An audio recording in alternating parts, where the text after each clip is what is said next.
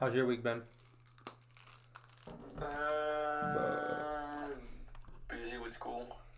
How about trading? Have you traded yet? Yeah, one trade. Only today the GJ trade. Nice.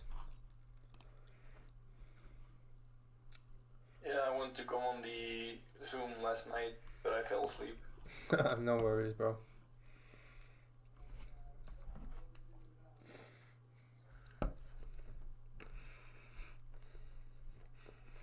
Yo, what up? What's up, dude? What up, Noah? Sean?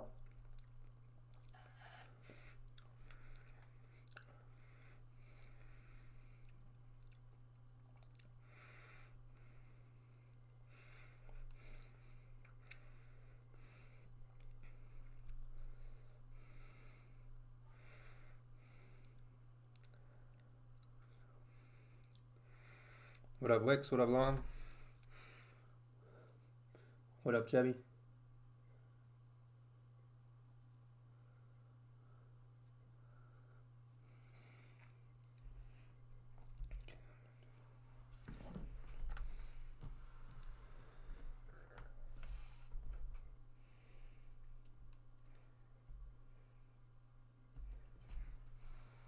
What up, Mad?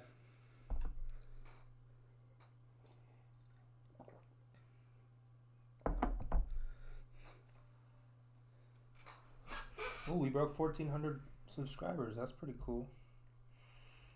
Nice, man. Yeah, it's been slowing down a lot lately. Ever since I started monetizing, we've lost like 60 to 70%. Damn. Yeah, but I think they'll come back once they realize we're making money. Cause I don't really make anything off of the ads. But I mean, an extra $50 a month, like, whoop de doo. But Yep.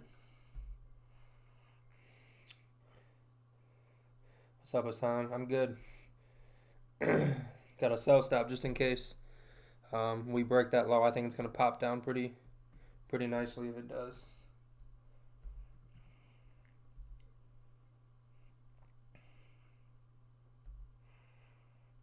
There you go.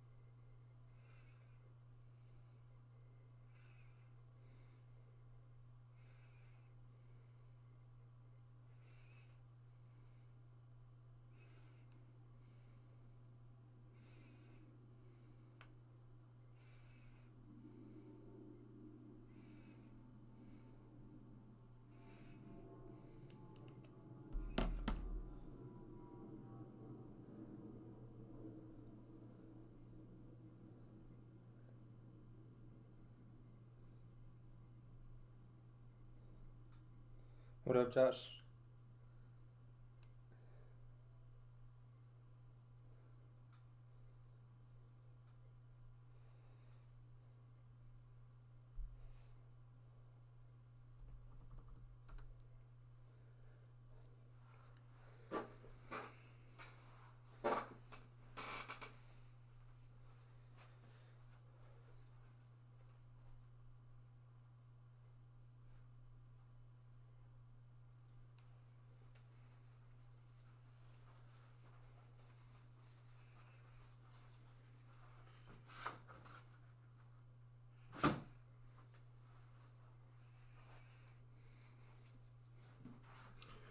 What up, Jolie? Oh, excuse me.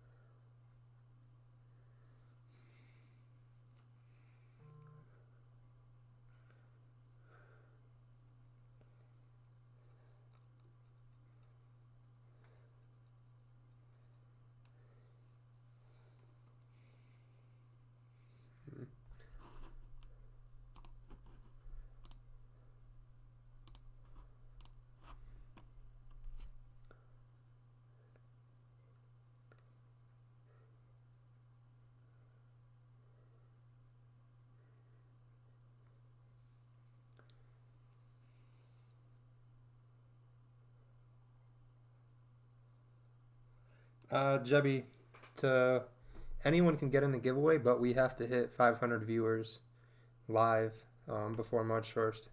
Just for like, has to be just like a second. So once that viewer count shows 500 people, we'll I'll send out the information to get in the giveaway. But we're not even coming close.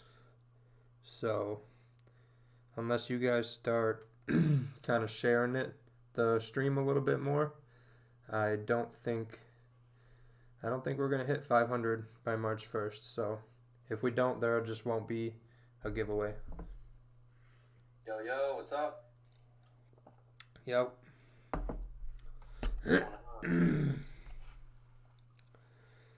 So yeah, the more you guys like or dislike the stream, pressing that like or dislike button, and then sharing it on your social media is gonna be how we either get to the 500 viewer and do the giveaway or not. So.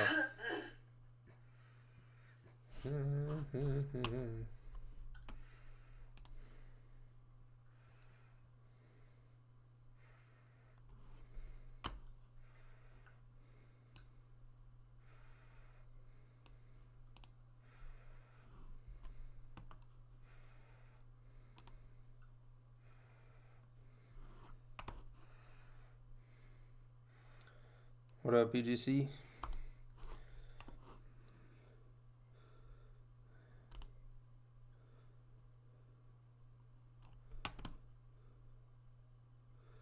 Nine two eight three.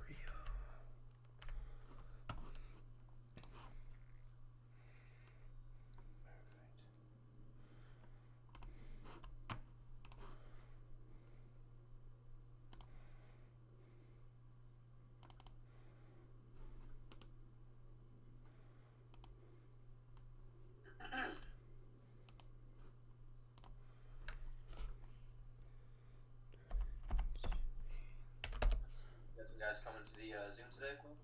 What's up? We got a lot of guys coming to the Zoom today, or anybody else coming on? I'm not sure. I hope so. Yeah, I wasn't able to make last night, but I should be good for tonight. Sweet. Had a pretty good week. We're took a loss Monday night. But other than that, I've had the last 4 wins. Nice. So 4 for 1 or 4 for 5 for the week? Yep. There you go. Yeah, I've pretty much only done one trade every session. It's all it takes. Yeah, except this New York, I kind of got up, looked, didn't like anything, so I was like, screw it. So I ended up going to Top Golf this morning. Oh, gotcha. And just I was like, no need to sit here for another 2 hours when I didn't even see anything. Yeah.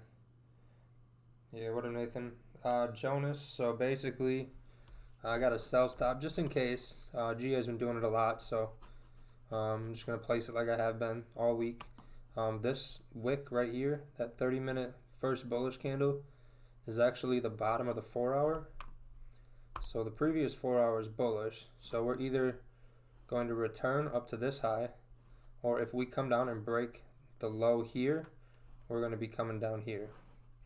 So just in case it goes without a move, as we kind of rejected 1, 2, possibly 3 times, and I have a feeling it's kind of, if it does go down, it's grabbed enough orders to drive us down. So if it breaks the low of the 4 hour that it's made, it's going to head down. If it doesn't break that low, there's a good chance we're going to go up and test that high. But we got to get through this resistance right here.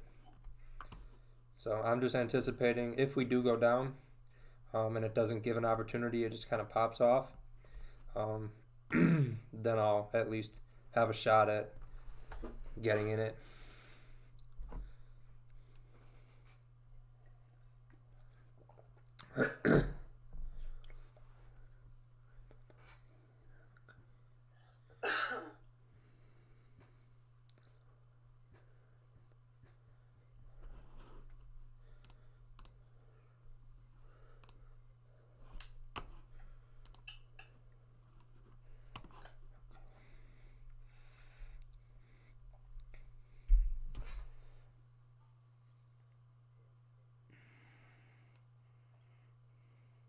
Yeah, hopefully we can get some more people in here.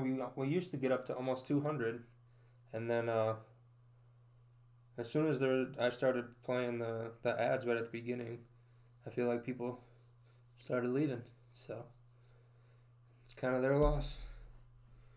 You think that was really it, those ads? I don't know.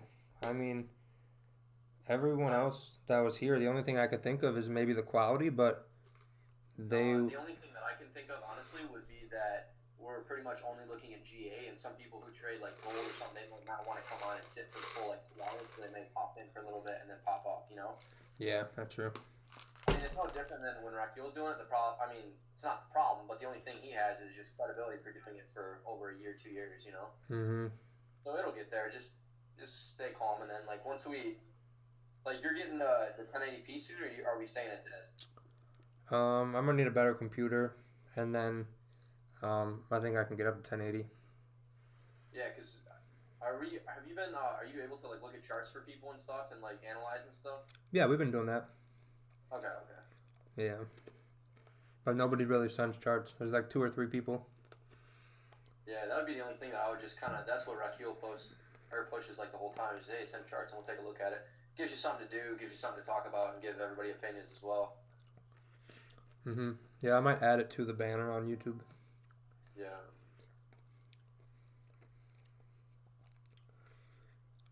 I'm contemplating moving the buy stop up, but I kind of want to leave it below the hourly wick.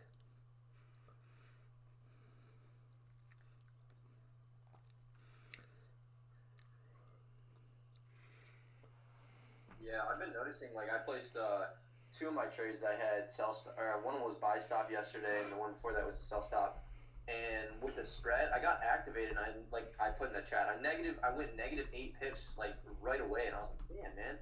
I mean, it ended up following my plan, but still, that's why I was like, Yeah. I'm kind of placing the pendings like 1 or 2 pips above where I would place them, or below where I would place them. Gotcha. Yeah, I typically would do a pip or 2 below or above. Yeah, I don't know. I mean, the other one, it might have been a half a pip or a pip, but like I said, it literally capped it, and then it probably went down 4 or 5 pips, like in one small candle. So I was like, damn, man. Yeah. Yeah, number one, the ads should only play right when you come to the stream in the beginning. You can skip it in 10 seconds, 4 seconds. And I watch the stream on my laptop on YouTube to reply to comments. And there's no ads that play during the stream. Unless you're watching like a recap, there's no ads that play live. So if one ad is that annoying,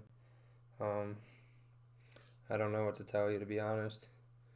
Because if I came to a stream and I got to make money 4 out of 5 days of the week, every single week, a 5 second ad, I wouldn't really give a shit personally, but that's just me. But yeah, you shouldn't be, unless it's different because I'm logged into my account, you should not be getting ads during the live stream. Unless you leave the page or refresh would be the only way you get another ad.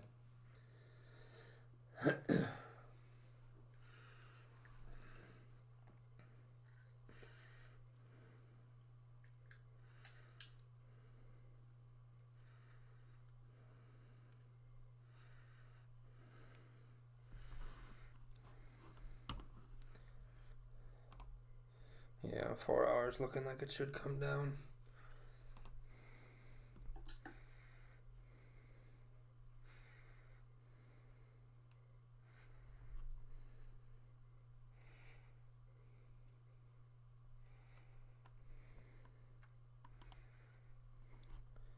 I mean, if the ad bothers you guys, then it's that big of a deal. I mean, I'm not really tying you down, making you come here. So, that's kind of your choice. But personally, I wouldn't think they're that bad.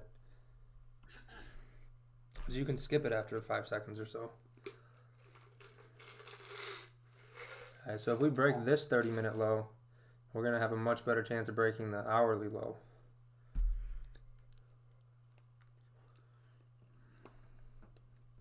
So Paul, I kind of know you've kind of like honed in on your technique and your strategy this week. Have you pretty much just been closing like all positions at 10 pips and just kind of getting out? Yep, every single time. I don't think one of them has hit even.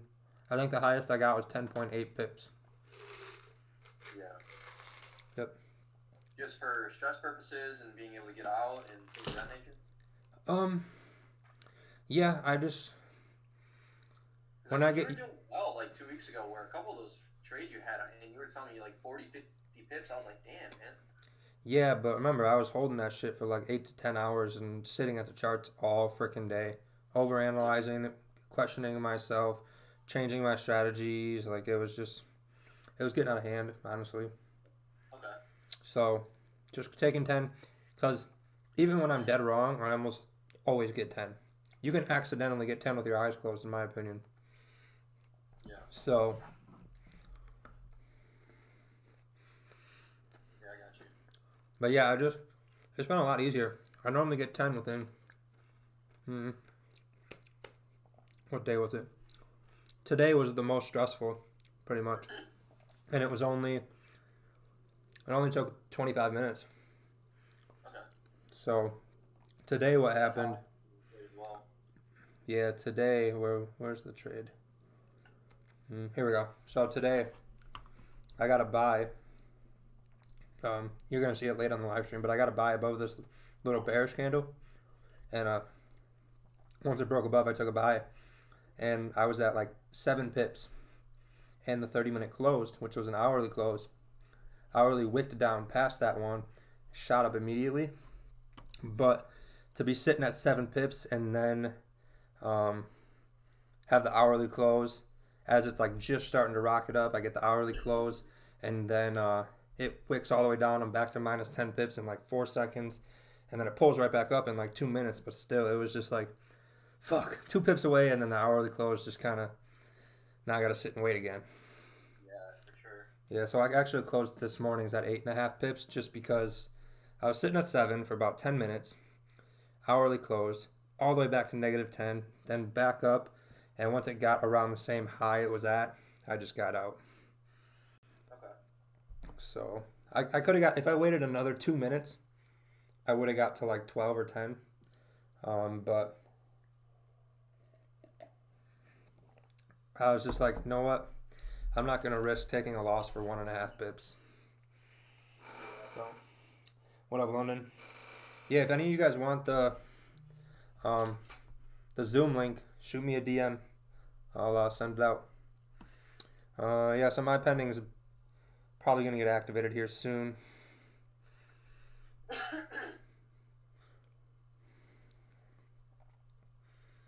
Yes, spread's still at 2.3. Damn. Excuse me.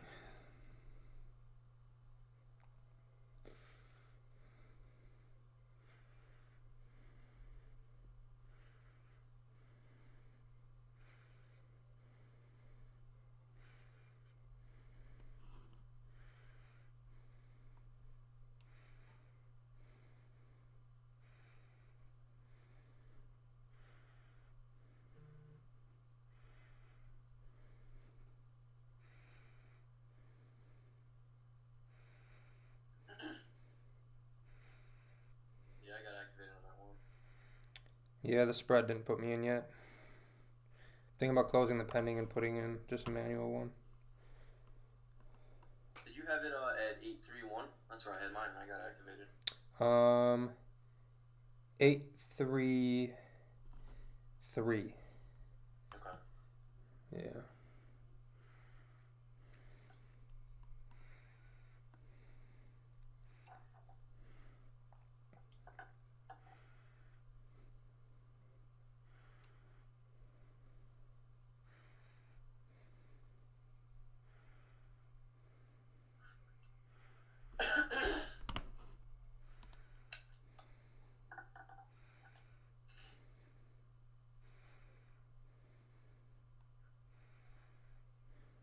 You should still be good.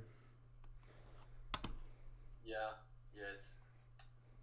I just looked at 15. It kind of passed both those 15 wicks, which is nice. Yep. Yeah, the But spread's at 2. yeah. It just. What's up? I was gonna say I'm like my target's gonna be 10 pips exactly, right at that bottom of that. You see that bearish wick to the left? Yep, same. So that's where I'm gonna take out. Yeah, the spread just hasn't activated me yet. Yeah.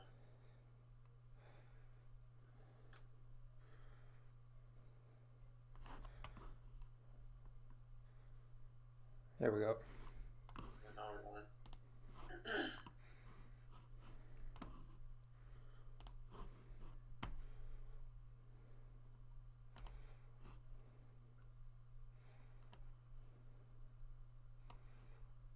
What time does Asian officially open? Is it 6:30 Eastern and it starts at 6?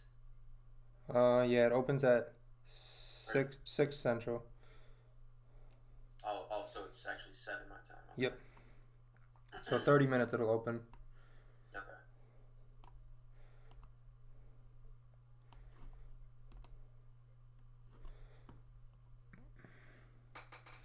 Yeah, it could go retest that area it just broke. Yeah, I put stops above the previous 30. Yep.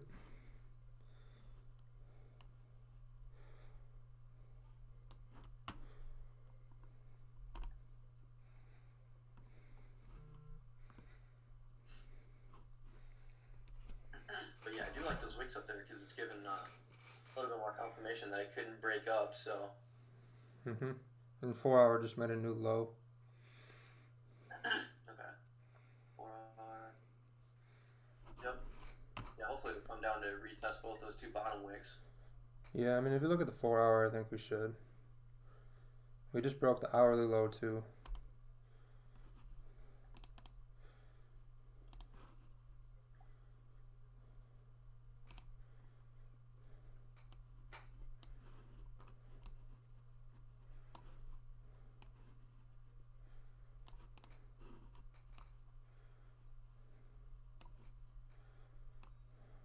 And that's a big old stop.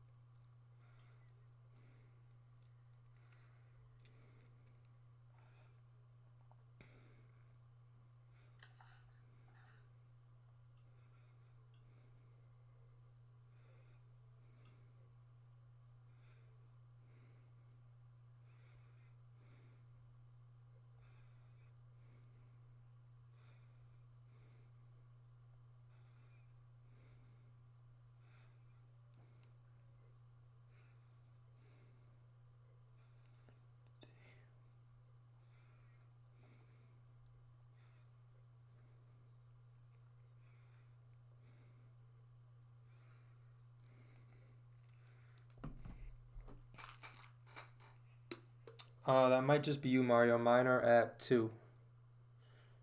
They should drop in the next couple minutes. It should be down to like 1.5.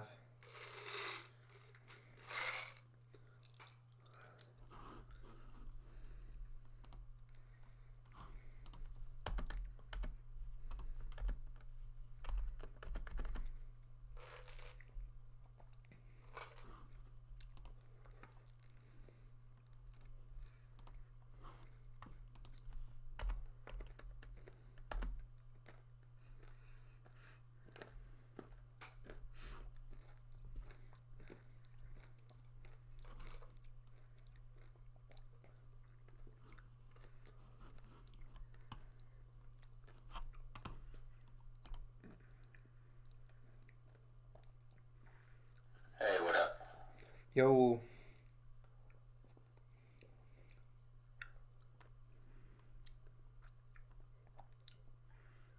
Just give back on the gold style here. nice. I target 10 pips, Liam. So once I hit 10, once I'm up 5, I bring the stop down. Once I hit like 7 pips, I go break even. And I just like to have my stop in a safe position.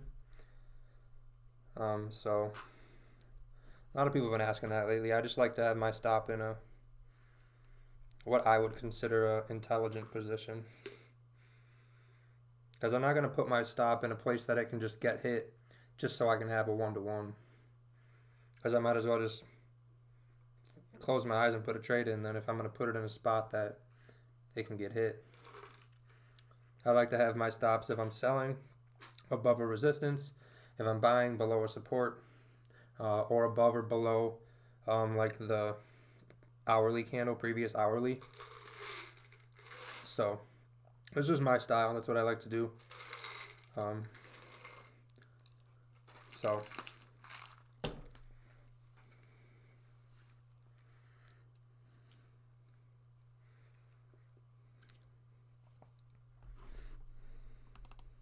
Hey, Paul, for this 10 pips, have you been normally setting a take profit, like at 10 pips exactly, or do you just manually close it? right now it's set at 11. So I'll close at 10. If it spikes to 11, it'll close automatically. Okay, cool. But yeah, I normally close them automatically.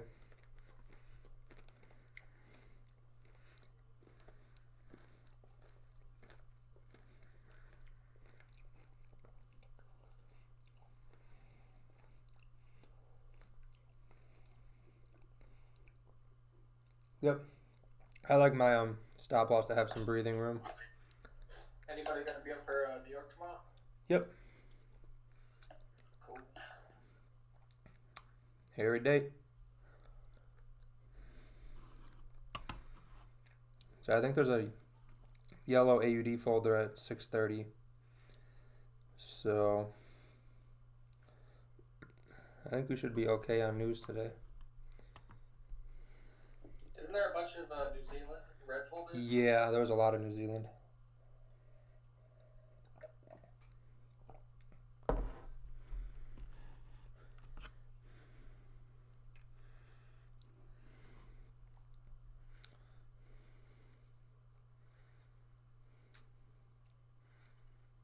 Yeah, that's kind of why I like using these two pairs, GA and GN, because if New Zealand, like tonight's got a bunch of those red flags, I'm not even going to bother with it. I'll just go to GA, because it's practically the same moves I've noticed.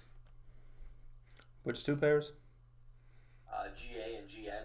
Oh, It's okay. like the same moves, except like the other day, you guys were in a sell on the stream and I got in a buy, and it would just reverse 10 pip, 10 pip, and then they reverse. But it's always the same like range, if it makes sense. So Got there's it. a range of say like I don't know 25, 35 pips. They do like the same movements, but it could be like slightly off. But generally, like the overall direction is always the exact same, which makes it kind of nice. But like example, like tonight, if this news say makes this fly down, G8 may not fly down or fly up. It might stay, but they'll eventually like be the same direction. Gotcha. So that's why it's been kind of nice, just kind of taking a look at the both of the pairs Mm-hmm. and just seeing basically which one has a cleaner, better setup instead of looking at 100 of them, just looking at 2. Makes sense. and I kind of tossed out GJ for a little while just because that week kind of threw me up, and it seemed like everything I was doing was right, but I kept getting it wrong. I feel that. Yeah, and then you switched over to GA, and it just seemed much cleaner. So I like these two a lot better. That's what's important. You gotta find what you like. Hopefully this thing can pop down a little bit more.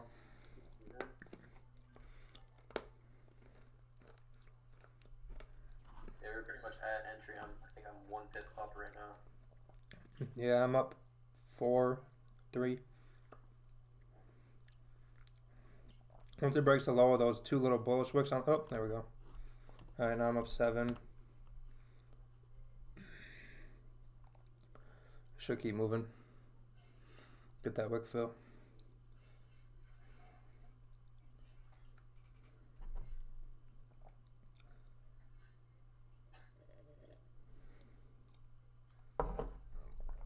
Come on, a couple more pips. No, in this case, would you bring stops up or do you leave stops the same? I dragged them down a little bit. Not too much, but once this 15-minute closes, I'll drag it down. 2 more pips and I'm out. I actually put 2 positions in, so it'll be 5 pips each position, and then I'll be out.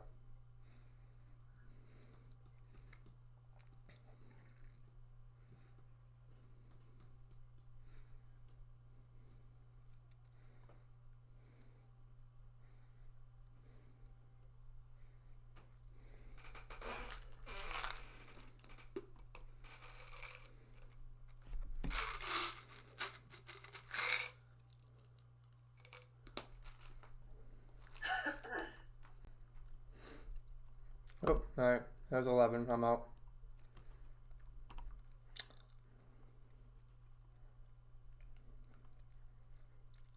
So I closed one position at 7 pips, and I have this one in. It's at 3 pips. So it's at break even. Hopefully it doesn't hit me. But I'm gonna try and let it go down a little bit more. But I secured 7 and got 3 pips running right now. So I think it can go down to that wick without coming back too much. But we'll see. I'm at break even, so if this one ends up popping down to 10 pips, then I guess I got 17 for tonight. I'll probably close it at 6 though. 5 or 6. Yeah, I closed mine at 5. Yeah, I'm hoping this doesn't pull back too hard. Excuse me.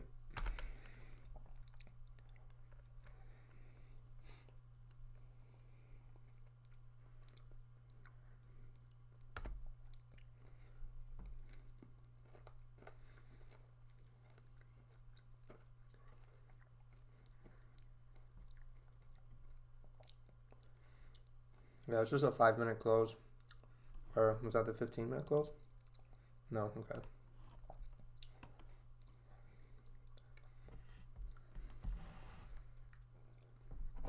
I think it should still be good down to this wick, though, to be honest.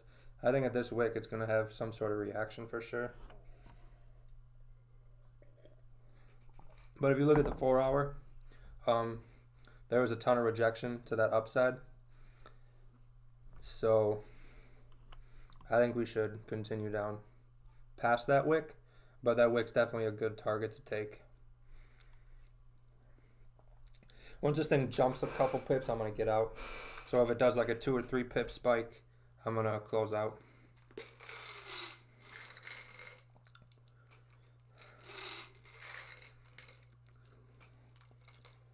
Oh shit, yeah, like that.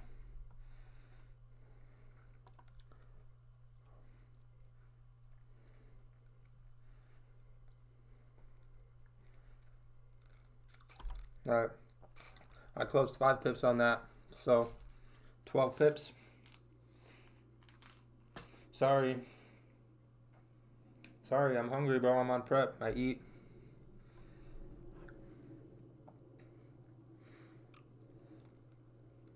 So I got 10 guys between two positions. I got 13 actually. So if I were to do the one position, um, I'm targeting once we hit this wick, I would be exiting, or at least be at break even if you're not already. But if we look at the 4 hour, we got some room. We're probably going to end up filling down to this wick, maybe down into this area right here, like the 92,550 area, because we're past this 4 hour support now. And like I said, so this 4 hour, if we treat these like 30-minute candles, this 4 hour closed above, pushed up, came all the way back down, closed back into the range. So these candles are rejecting off of this area down here. They're not rejecting from right here, they're rejecting from down here. So we're going to probably see this candle come down to here longer term. But there's a good opportunity to get 10 pips. So like, done it 3 times this week. Once we broke that low, took an entry, targeted this wick. I think we're still going to get there. If you look how strong that hourly candle is, that thing's moving. 5 minutes all bearish, every single candle. Still all bearish. I just had a good 5 minute close. So I think this thing's going to continue for the hour. Definitely to this wick, probably past it, and then eventually to this target. So that's it. Done and done in the first 30 minutes. So what happened when this trade got up 5 pips, I actually went break even. So you could just say my stop was here. But if it was going to push up past here and start closing above here on the 5 minute, I would have exited before it got to the 17 pips. So just because I've gotten probably 7 questions today on why my risk to reward looks like this, but I wouldn't actually let it come up this high unless it were to just spike up insanely quick. But then again, it shouldn't be doing that, and if it does end up spiking up, it's probably just going to wick into this area and then come back down. So as price came down, I kind of like dragged my stop down a little bit and then actually just went to break even. So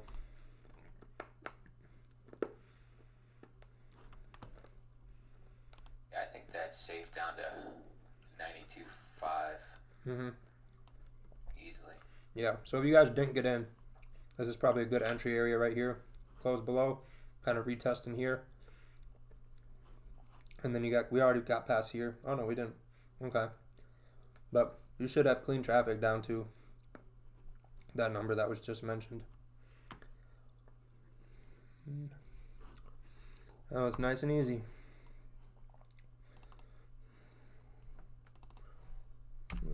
Take that off the 4 hour or just this 15 minute? Did I take it? Yeah, because it faked above the 4 hour resistance, then back below it on this candle. Yep. Yeah, so I took it based on, if you look at the hourly, that weak bullish candle, once it broke the low, I had a pending set there. But it was based off of the 4 hour previous candle being bearish, closing back into the area it closed above previously. Yep. Does that make sense? This is a hard 5 minute retrace. Yeah. I mean, it's a really big hourly, and it pushed down really hard. Yeah. And it kind of tapped into 4 hour support, so it could kind of bounce up a little bit, but I still see us coming down. Excuse me.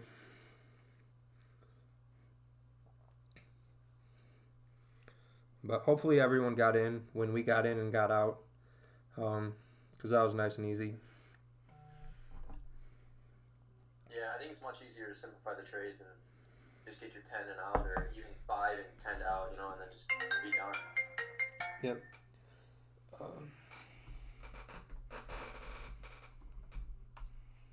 Yep, thanks, Gustavo.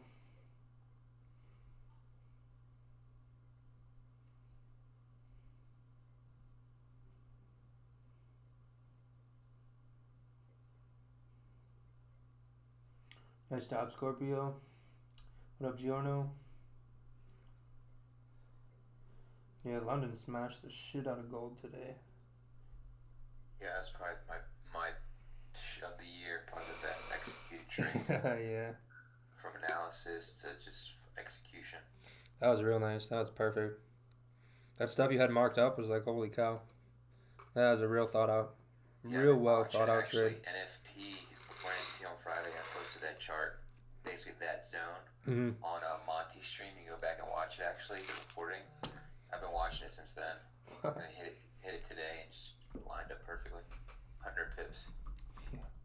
That's awesome. That's always a good trade, good feeling to take when you take a trade like that. I'll see you later, David. You messaged me earlier today. Let me check. I replied to everything, so I don't know if I missed it.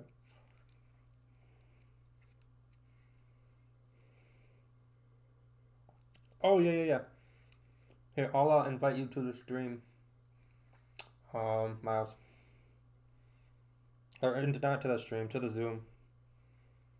So join Zoom and then you can ask the question and give me some more content to understand it better, and then we can go over it. I'll try to explain it if I can. Yeah, no worries, David, bro. I'm sure you're tired. Talia, I have 8 meals a day on my low day and 9 meals a day on my one high day I get every couple days. And then the extra meal is just a protein shake, so it's not like a big deal. But yeah, I'm pretty much eating every 2 to 3 hours, so it's really hard for me to get on here and not either be eating before, during, or right at the end, because I can't just go 3 hours sitting at home and not eat.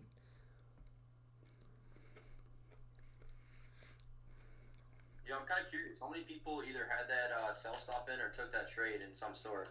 Put it in the chat if you took that trade, because I want to know if people are just coming on here to see what we do, or if people are actually taking the trades and kind of giving analysis on it. Yeah, agreed. Throw up like an emoji or something.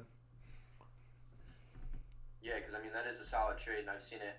I wasn't able to get on the trade last night or on the stream last night, but Paul basically called. I'm pretty sure it's almost the same setup.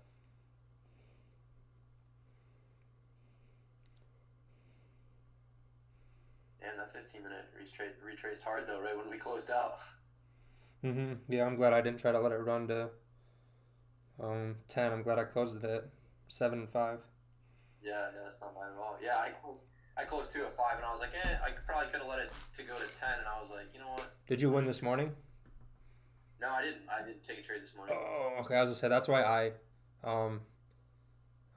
actually put in a second position when it retraced, because I was like, oh, I really like this 30-minute close, or this 15-minute close. I'm gonna get another one in, and then I'll just close a little bit sooner. Still at 10 pips for both positions, but since I won this morning, I was like, if I only close 5 pips, like I don't really give a shit. I made 10 this morning. This is just extra as long as I don't lose what I won. Yeah, and plus the stop loss was like 19 pips, and I didn't really want to have that big of a stop, so I brought the stops down, and then once we went up like 5-6 pips, I was actually up 7 pips at one point, and I was like, you know what, and then I just closed at 5, so. Yeah, it seems like a lot of people got 10 pips. That's nice. Yeah, maybe before you placed the sell stop they got in, because I don't know how they would have got 10 where the sell stop was. Because it only went 8 pips, 7.8, and my spread was like 2-3 pips, so that's how I was only able to get to 5. Yeah, as long as this hourly close is bearish, we're still going down. I think it's going to close a lot better than it is right now. Yeah, I think so too. The only thing that I wouldn't like is the fact that there is that wick to the left, and then the previous candle was bullish, even though it was really, really weak. This could be the one that was basically grabbing the orders to make the turnaround. I've seen that happen a few times as well. You see what I'm saying? Yep. I mean, I don't really have an opinion as of right now. It could go either way, but we'll see. Is that a mimosa at Topgolf? You're Yeah, it was, dude. oh We my went god, there you're this so morning. fucking bougie, bro. I love it. I love it. That looks Sick. fun. I hate golf. I fucking hate it, but that looks like a good time, to be honest. Oh, yeah, dude. It's you literally they bring food to you, they bring drinks to you, and you just go up there and whack a ball and sit down. It's great. Just whack a ball. Pretty much, yeah. It's fun though. It's good when you bring a group of guys. You know, bring a group of guys and you're out there and you don't have to walk and. It's nice. I will say though, the one in Tampa is a lot better than the one in Detroit because it's a lot warmer. Oh, I bet. They had, I mean, it was only like probably 30 out today, but they've got like those massive heaters above you, so it wasn't bad. But every once in a while, you get a little breeze, and I'm like, ooh man. Whereas the one down in Florida had misters instead of heaters.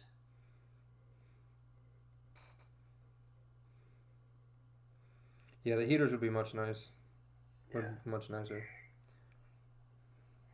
Yeah, so basically what I think we're doing is this. I'm going to draw it up so that when it happens, my wizardry is still legit. That's what I think is happening.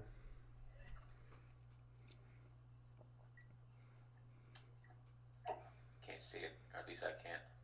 It'll pop up in a sec. The stream's delayed like a minute.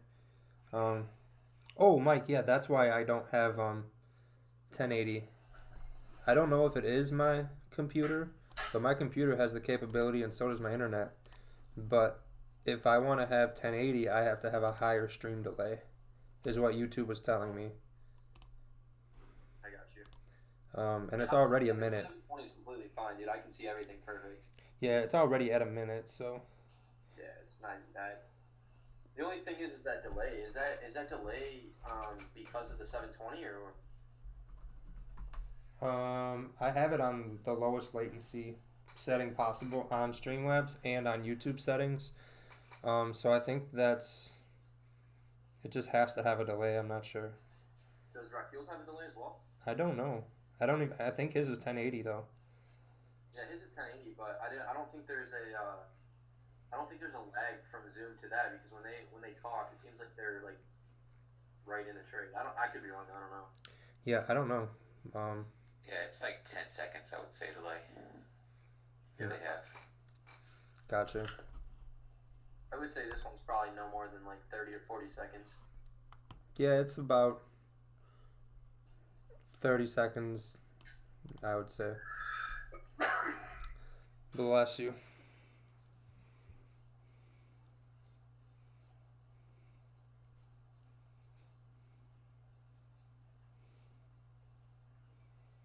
Yeah, that was kind of a messy trade, but this one I think is going to still... This one's going to close bearish below the support, and now we're going to get the move to the downside.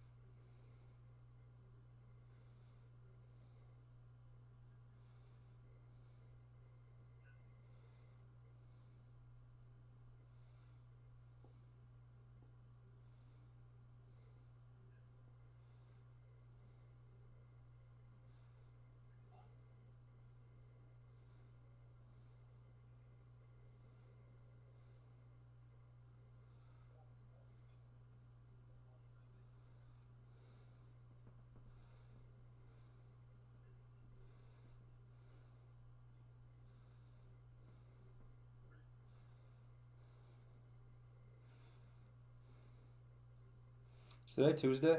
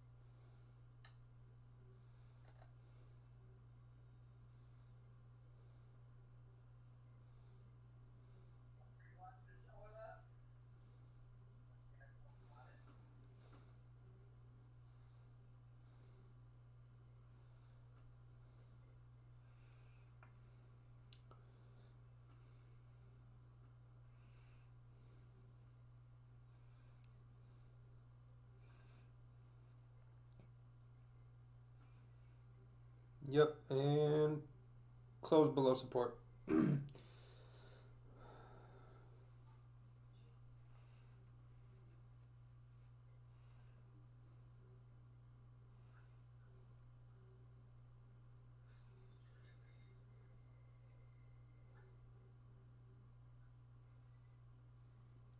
Yeah, this one could just continue down, I would think.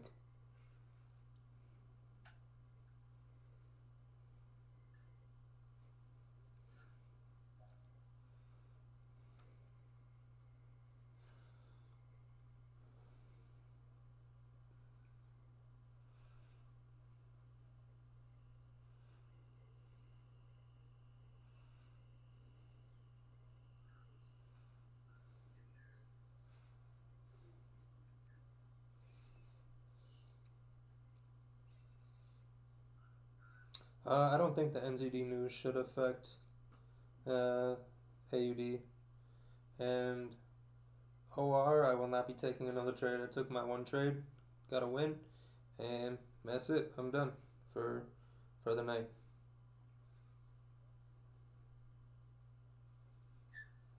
I wouldn't be surprised if it does move the Aussie dollar around. You think so?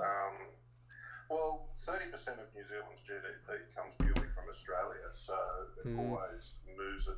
And the Kiwis are so heavily linked to China that I wouldn't be surprised if they're a bit more dovish in their tone.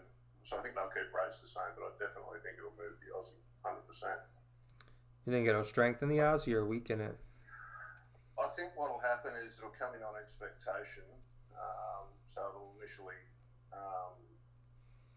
put a bit of a rally on the Kiwi and the Aussie, but then I think when their statements come out, there's going to be a reference to the impact of coronavirus to their GDP, which might mean that they'll signal that they might react in the future. So I don't know. My bet is we'll see a bit of a spike and then it'll come back off based on the minutes from the meeting, but time will tell. And I rarely trade interest rate decisions because I've been having them too many times over the years, but time will tell.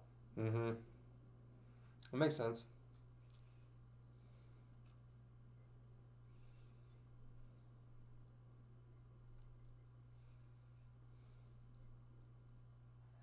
Because the Kiwis were the worst affected. You remember when they had all the trade wars going on? The New Zealand dollar just got absolutely pounded every day. So if there's not much factory activity in China, it's really, really bad for the New Zealand economy. Interesting.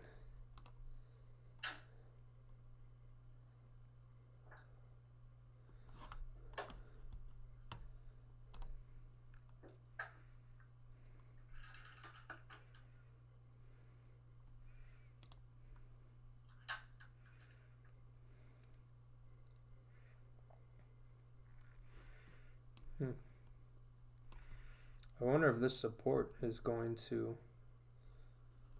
take us up.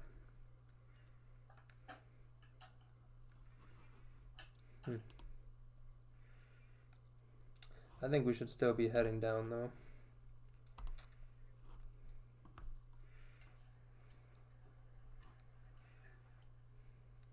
Good evening, agents. Yo, what up? What's up, baby? What's up?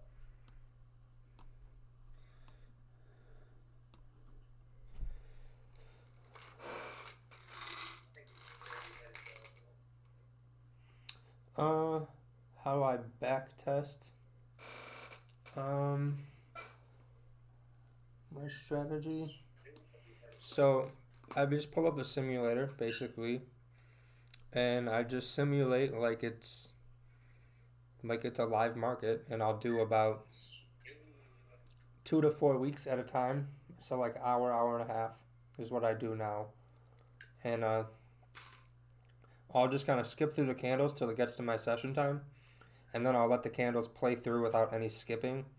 So like a 30-minute candle will take about, I don't know, 2 to 3, 1, 2, 3 minutes. Probably I think it's like 2 minutes to fully open and close. So the tick rate's a lot faster. But I just simulate one trade in New York session, skip to the next day, one trade in New York session, and try to take the same trade, in a sense, every day that I can. Yeah, I think I could do a simulation live on like a Saturday or a Sunday or even like a Friday night. I think I could do that.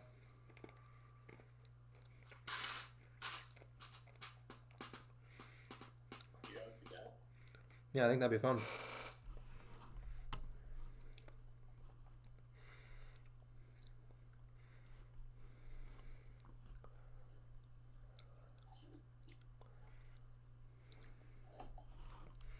Yeah, I think this hourly should end up continuing down.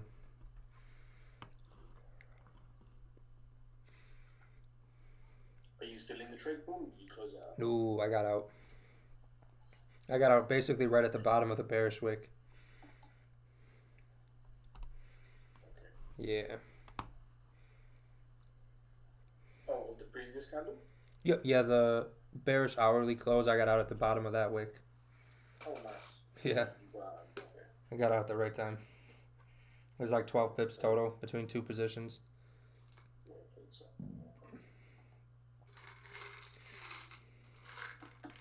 What up, Iron Man?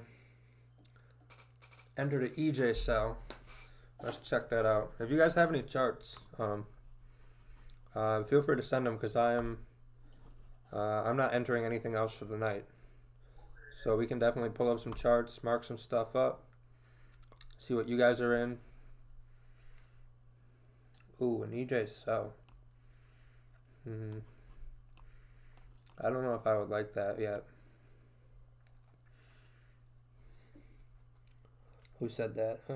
Nathan, EJ cell. Nathan, what made you... Let me check out the 30. Maybe it looks different. Yeah, it didn't close above. Maybe you got in at the break of the... Nathan, where did you enter your EJ cell? I mean, going from my chart, I'm guessing Nathan got in on the break of the 30-minute low. That's what I'm thinking too. Because otherwise, I would have personally waited for this 30-minute candle to close. Yeah, also to the left, it does seem a bit congested. There's a bit of traffic in terms of the 30-minute candle, right? Yep, I agree. But if you got it at the break of the low, I think that's going to be a pretty good safe entry with a good stop loss as well. Yeah, nice safe stop loss considering how nice and slow EJ moves. Yeah, yeah. But yeah, Das, we'll definitely do probably next week we'll do, or maybe the end of, maybe this weekend we'll do a live simulation, like Saturday evening, probably. I'll post something up on Thursday or Friday about it, and if we get a good turnout, maybe we'll make it a weekly thing. But if we got 10 people showing up, I'm just gonna do it on my own, to be honest.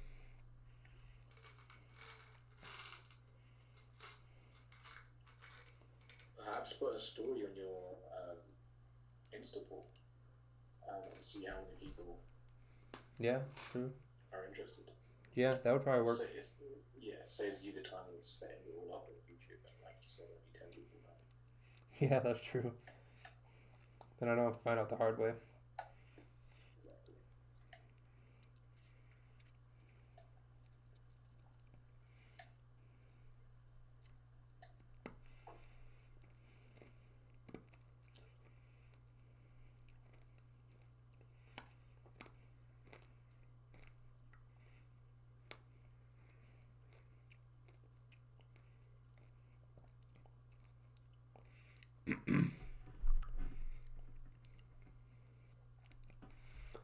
Message the Zoom chat. Okay. Alright.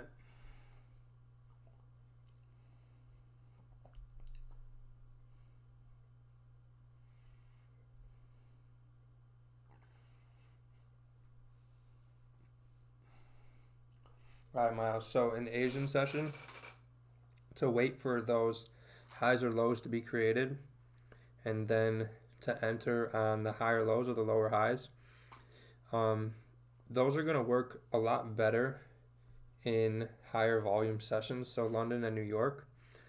But if Asian session has a night where it has a good amount of volume and you get some nice moves, like some good sized candles, then that's going to be the time you want to kind of look for some of those setups in terms of like how the market's set up. So let me see if I can find an example.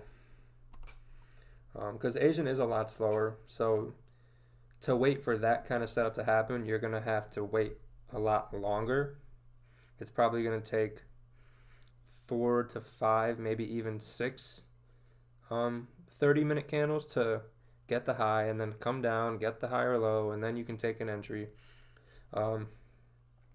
So what I've been doing a lot, even in New York, it works pretty well, is I like to just kind of figure out which way, for example, the 4 hour was bearish, kind of a weak close, but nonetheless bearish and back below this area.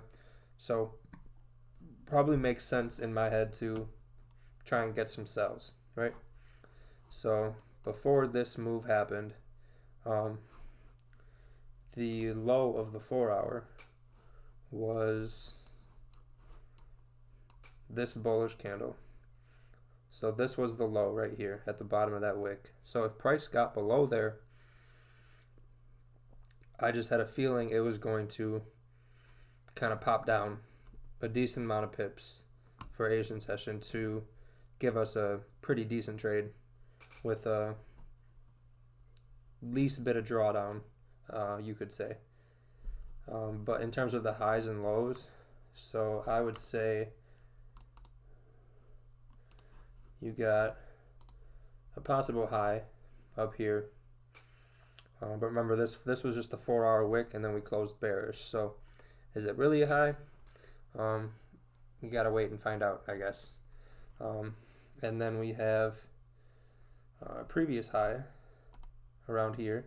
Oh, where's my thing? You could say is around here in this area. So technically we do have a high. So you could wait for a higher low to form somewhere in this box area that's already marked. That would probably make sense. So if you get a bullish candle in there, you're probably gonna have a good chance to go up. So then I would say if you can get, let me delete this crap.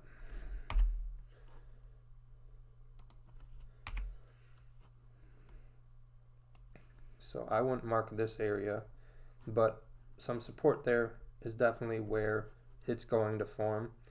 But kind of the catch with it is you need it to close above this resistance we just made and are looking like that we're kind of bouncing off of to continue down. So if this candle closes bullish above here, we can even go down to the 30-minute. Yeah, so if we get a bullish 30-minute close above here, we're going to head back up and test this high. In my opinion, that's what I would. Got the high, higher low, closed above the resistance that's kind of keeping us from going up. So if we can close above there, we should continue up. And then the 4 hour, once it closed above here, 4 hour would probably be back bullish, and then you could take it to the upside. But unless we can close above here, I wouldn't look to take the buy, just because we have 1, 2, 3 candles that all couldn't go up from this area, and then the next candle actually went to the downside, making a low. So if it forms a lower high it could continue down.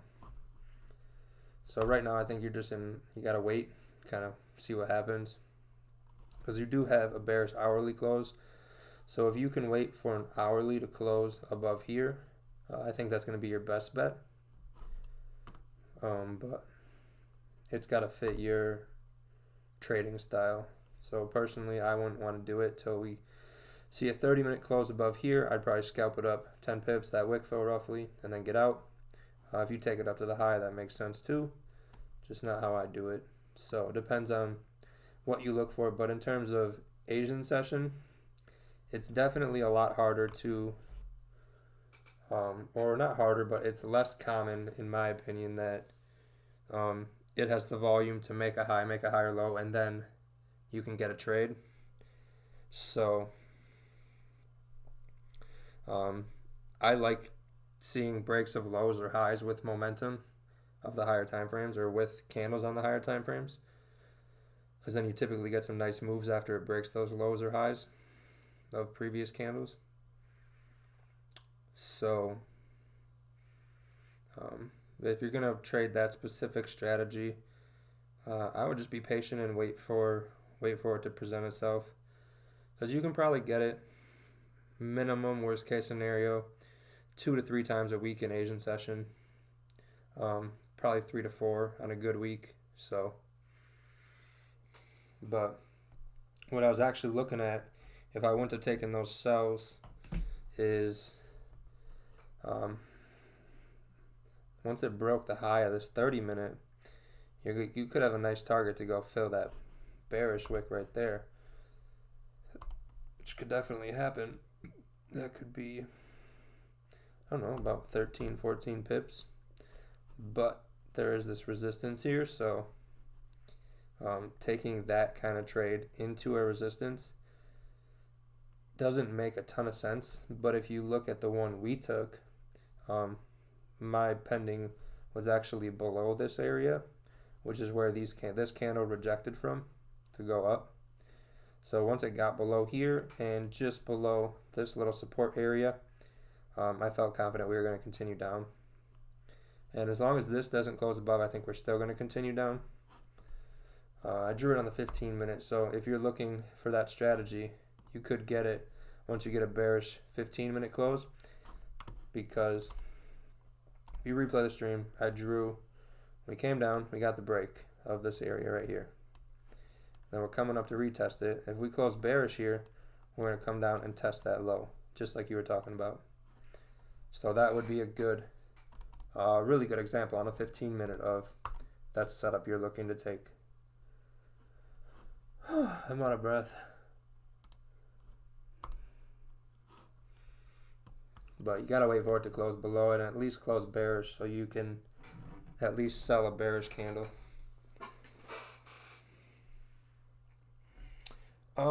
If you send a chart, Gerjat, I'll definitely give you my thoughts.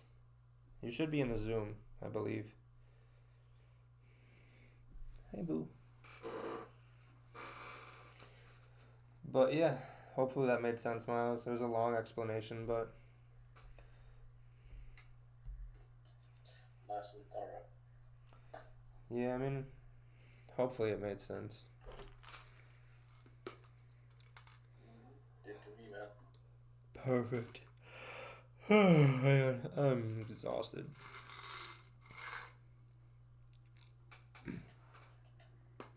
Have you still got cardio to get hit today? No, I did it right after the gym earlier, so I just have to. I might go see the lady at work tonight, but I really got to study for my test on Friday. Oh, damn, what's the test for? It is my life insurance test. Okay, right. Yep, and then the following week, I have my health insurance test, and then I can get my agent card and start making some bank, hopefully. Gonna be official, yeah. Yeah, bump this trading account up a lot. We can change it to trading/insuring. Yeah, help you learn how to trade and Sell you some Keep it life safe. insurance. Yep, and keep your mortgage safe. That's it. So you can trade and not worry about, well. That'd be a hell of a combo. And you could get some fitness information. You get it all. Perfect. Sign me up. That's what I expect to hear.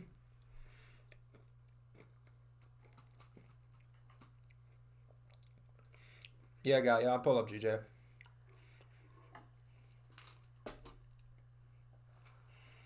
I will be, Gabriel. I will be. Just gotta pass the test first. Ooh, GJ. Looks like buys at first glance. Let me check the. Ooh, looks like shit at second glance. Okay, I mean, we closed above here. Could probably go get that wick fill. See what hourly looks like. Yeah, I mean, there's some resistance right here. I was personally thinking a break of 350 or 347. Yeah, 350, let's say. Yep. Yeah, if it gets above that wick. 460. Yeah, if it gets above that last bearish wick, I think it's going up. I think it's going to go up because it broke the low and it's still up. So I think it's going to go up and fill that wick. So I would say 30-minute wise, a good entry would have been once we closed above this resistance here at... Once you closed above that, like, 298, 300 area, 142, 300, you could target that wick fill up at, like, 142, 460.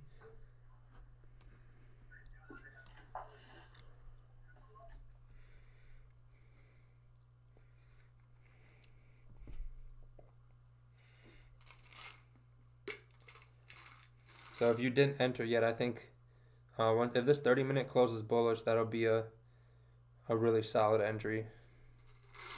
But it's got to have a decent bullish close. It can't close really weak like that, because then it's probably rejecting that wick to the left. I'm going to check out the 15-minute. Yeah, okay. So I think a 15-minute close above 339 would make a ton of sense. I guess if this 30-minute close is bullish, bearish in terms of rejecting Yep. that sort of resistance, you could expect to see a test around the 200 area again. Yep, exactly. That's what I would guess or anticipate. 7 more minutes and you have a bit more of a clear idea. Whoever would ask.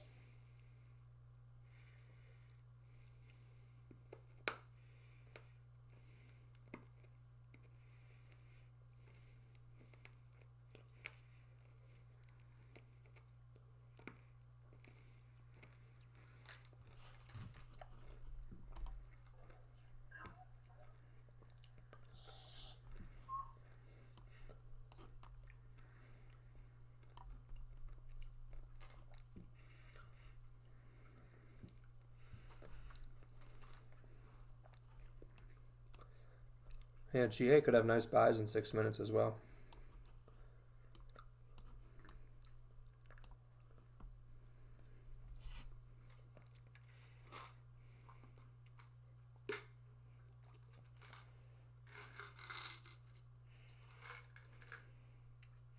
Yep, yeah, Miles. I like to follow the momentum trend, previous hourly, 4-hour candle, whatever you want to call it.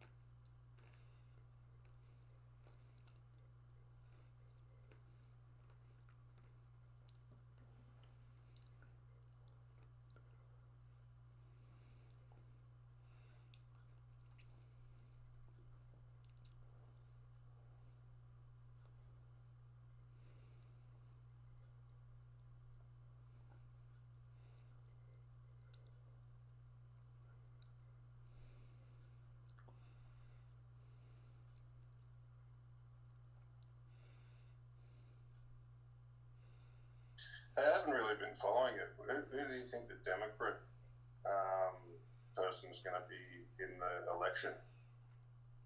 Is it Bernie Sanders? Looking like it's likely.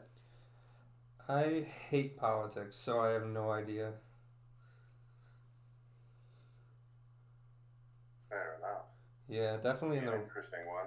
yeah, probably the wrong field to not be a politics fan, but I don't think any of us are. I just think it's going to make the markets move pretty heavily. If you got Bernie on one hand and Trump on the other, we'll all make a fortune. It'll be great. yeah, I'm not sure. I think Trump's gonna win, but I don't know. Oh, so do I. I don't know any. I don't even know anyone else who's in it.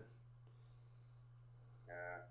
Oh, yeah. What do you think, though? It should be interesting because whenever those elections are on, the volatility of the market picks up so much. So instead of making your 10 pips or your 20 pips, you seem to be making 80, 90, 100. It's great.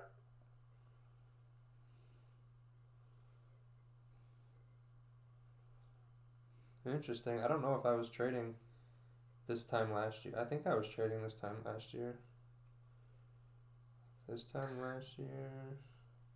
Yeah, I would have been trading. I had a client with the Trump campaign. We were watching it as the numbers were coming through, and this guy was really rich, and he kept calling me and asking me to double the position, and lost 82,000 US in one day. Holy crap. It was an amazing day to watch. That sounds like it. That thing was probably flying. He had more money than sense. He just couldn't believe it, so he just kept telling me to double the position. Just got smashed.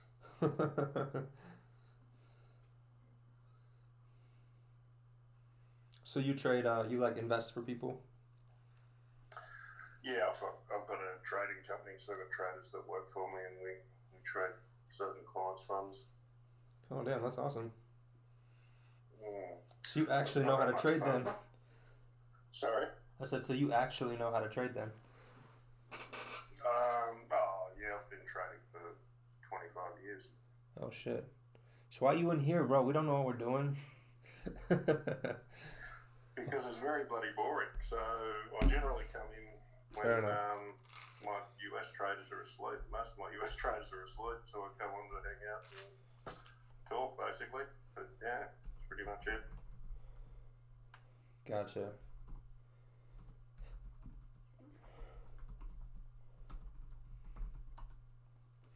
So yeah, X325, it's one trade in New York, one trade in Asian session, and that's it. So that is 9 trades a week. So 9 times 4, is that 32? Yeah, so 32 trades in a month, 32. That's assuming I get a trade every day. But I have a feeling this buy that I was talking about earlier is looking like it's making sense. Oh yeah, you would have caught I'd have caught the 10 pips and been out. But I don't like trading it into a resistance like that. And that was Cameron Foster on the mic.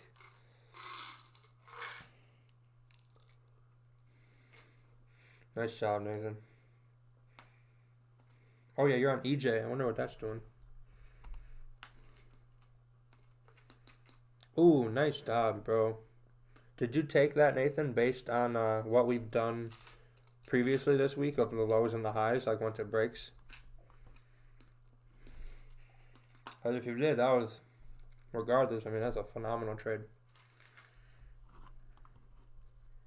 I think it's going to break that support as well.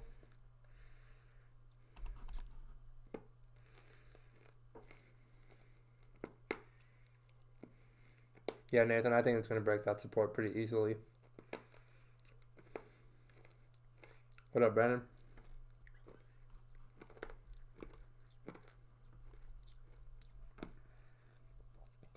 So you, Cameron, you've been trading for 25 years? Yeah.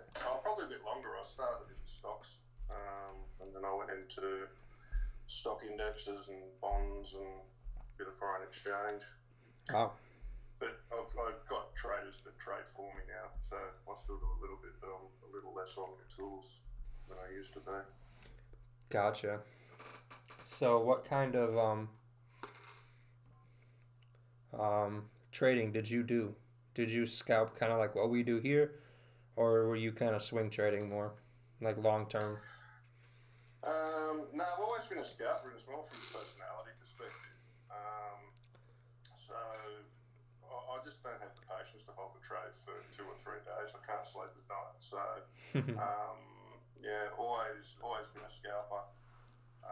Unless I'm investing in stocks and those sorts of things, I hold those things for as long as I want. But when it comes to trading, scalping is what I've been drawn to. But then I employ people that are better swing traders than me to balance out our portfolio. Mm-hmm. Gotcha. That's pretty cool. Yeah, it's good fun. But you guys are good traders. I mean, you said you don't know what you're doing. I don't watch your strategies. They're not dissimilar to what we all do. So I think you guys are on the money and you'll do very well. Well, that means a lot coming from someone who's got more trading experience than I do days on this earth. It comes with time. But you guys picked it up. You know what? I think it's great nowadays if you're going to be a new trader, because if this sort of stuff was around when I started trading, I think I would have saved myself about $200,000. When I started trading, you'd literally go to the bookshop. There'd be 5 books to go. You'd buy one, you'd read it, and if it was a shit book, well, then you'd have to start again. There just wasn't this sort of infrastructure available. So the fact that you guys do this for free is just amazing for traders. I think you'll develop people so much quicker than it would normally take. So hats off to you all. I'm really, really impressed with what you guys do. Well, thank you. Like I said, that means a lot. But yeah, I definitely agree. If I didn't have, if I never would have met like Raquel or Ted or Monty, I'd be a lost cause, to be honest. Yeah, those guys are very, very good. Mm-hmm. I learn something from them every day. Are you going to do an interview with Cam Hawkins, like Raja? Am I? Yeah. I don't think I'm popular or experienced enough for them to hit me up, but if they did, I definitely would I think that'd be awesome to do. Hit you up. Yeah, if someone hit me up, I'd definitely do it. That'd be super cool. Yeah, I know Cam pretty well, so I think you should do one. Because he interviews everybody, and I think from your perspective, the journey of the trader is just as important as the guys that have been trading for 20, 30 years. You know what I mean? Because you learn more from the guys that are going through what you're going through than somebody who's been doing it for that long, at least in my mind. So I think it'd be great for you guys to get a bit more exposure and explain your journey and what it is you do. Yeah, if he hits me up, I'll definitely be down to do that. Help him out. That helps me out. Cool. But just like being a part of the just the community like that and being involved is just, I think it's super cool. We're like, regardless if it benefits me in any way or not, I still think it's cool to do that kind of stuff. Well, all serious traders, I mean, you know, all you do is talk trading, and it doesn't matter how long you've been doing it. You just, I mean, all I do is sit around talking trading all day, every day, until it's the weekend. Oh, so, yeah, I know all about that because my girlfriend, we had a serious discussion the other day because all I talk about is working out, YouTube, and trading, and that's it. She'll be like, "Oh, I'm so tired. I had a good day," and I'd be like, "Yeah, I was trading," and she's just like, "Can you just like shut the fuck up for like 5 seconds and not talk about trading?" I'm like, "I don't know how to do that. I have no." She's like, "Let's just have a normal human interaction kind of discussion," and I'm like, so what's up? Like, I don't even know how to have a normal conversation. Yeah. Yeah. Well, I'll tell you, my ex-wife used to say the same thing, but I promise you, once you get it nailed, they don't mind you talking trading. They love you talking trading. Yeah, once she's got the unlimited credit card, she was like, "Babe, how was trading? Did you trade good today? Can I go buy a new house because I want to?" Like, no, you can't. Give me That's exactly right. You can talk about whatever you like, man, and everything's good, mate, so don't worry about it. Yeah. Yeah, no, she... Did you only catch 10 pips today? Is that all I have to spend? Yeah. She's like, can I shop for 2 hours today or just 1 hour? You know you're doing something right because, like, for that session or for how long you're trading, you'll just be completely undisturbed. Mm-hmm. Like, anything you want, let me know. Yep. Yep. Yeah. That's the long. I mean, not the shopping and spending all the money immediately as I'm catching pips. She's out spending the pips. That's not what I want. But definitely want to be able to It's basically just the like financial freedom of it all. yeah, just like retire her so she's not freaking gone all night every night. Once you're building scale into your trading, but it becomes something that you don't give a second thought to in terms of what they spend, which is good, and it gives you that level of comfort. So, but really, the hardest thing is to scale yourself. That's where the discipline really has to kick in because you can see it and you want it and you can touch it and you can feel it, but you've still got another 12 or 18 months of compound growth before you can really start making those sort of 5-figure weeks and 5-figure days, if that makes sense. Yep. That's the hardest part. Yep, that's been my hardest part is keeping that keeping the discipline to the like perspective on all of it. But I mean, it get a little better every day, every week. Been really, really good this week. So we'll see. And it's important to withdraw some of your profits as well. Oh yeah, always. Because I think that's always good for your personal discipline. Because you can't do 6 months of just grinding it out and not give yourself a little treat now and then.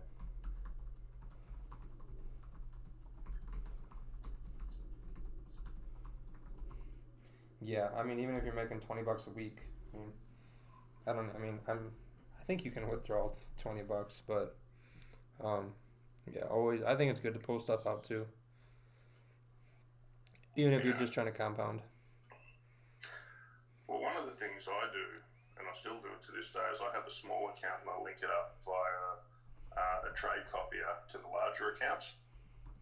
So when you're actually trading, you can trade that small amount. You don't get that emotional stress if you're down, say, 10 pips on an 80 lot. It doesn't really matter if it's only on a 1 lot. That makes sense. It's really helpful.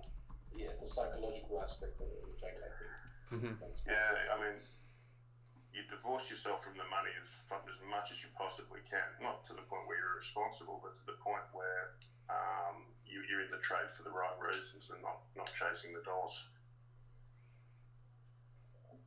And I've never traded anything near any lots, but I assume it works conversely as well, where you don't always doubt yourself when considering a trade because, oh no, if this goes wrong, 80 lots, 10 pips, I'm losing a lot of money.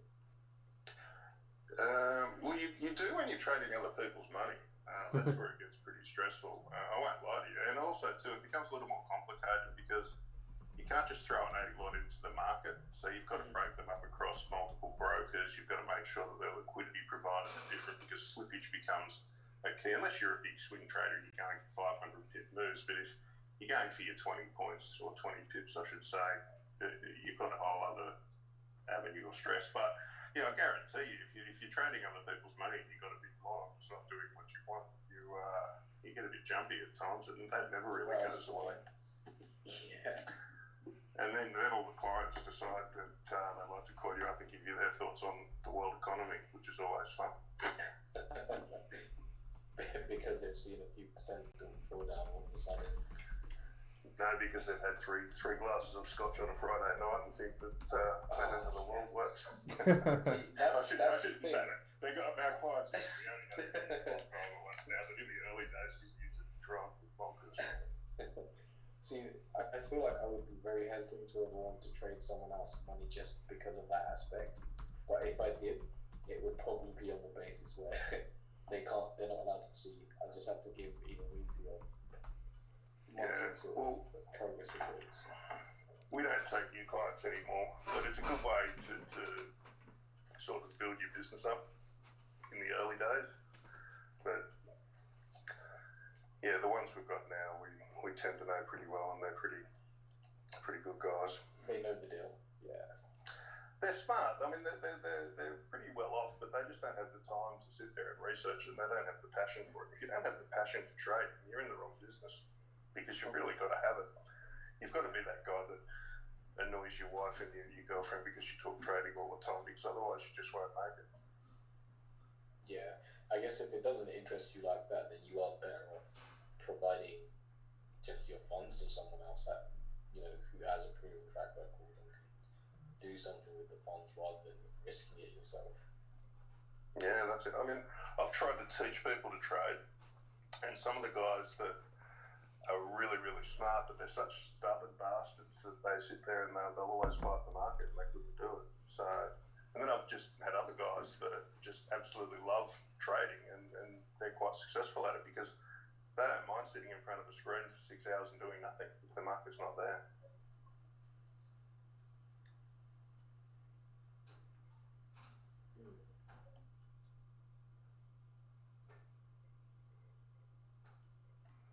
So, if you don't mind me asking, sorry, Cameron, it's Mo speaking.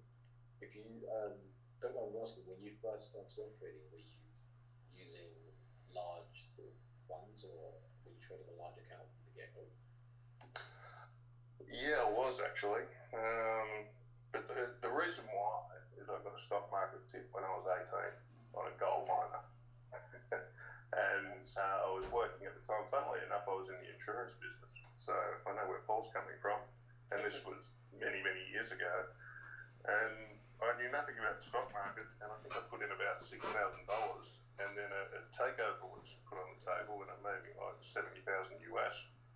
So I had a lot. But then I invested that in the stock market more than trading, because foreign exchange back then wasn't really around. And futures markets, you needed to work for a bank. So I did that, then I moved into options, then index trading, then foreign exchange. But I got smashed. I mean, don't get me wrong, like that 70 grand, I lost that and then a lot more before I turned it around.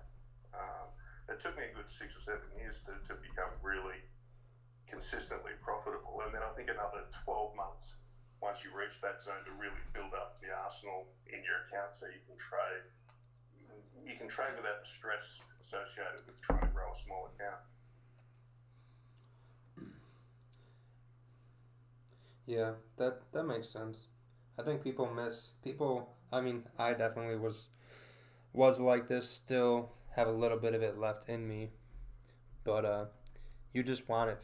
You want it now. You don't want to wait for it.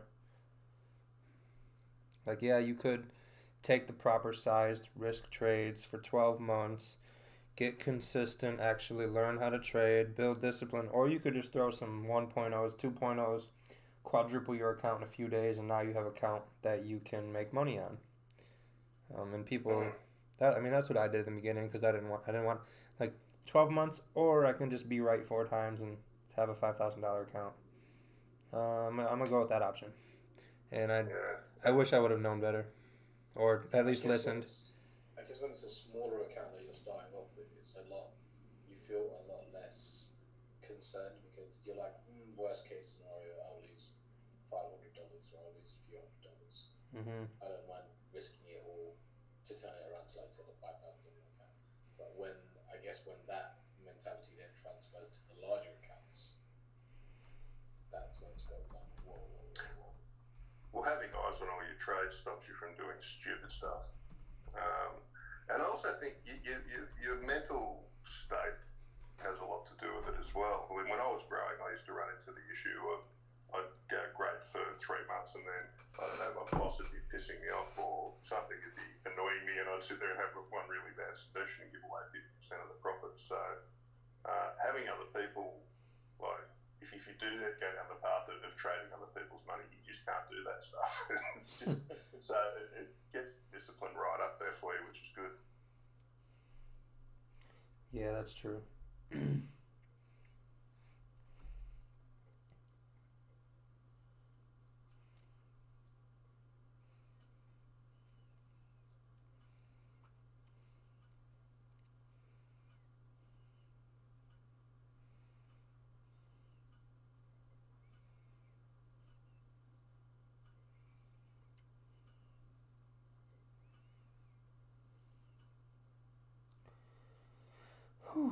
Cameron, what was that? What's that guy's Instagram?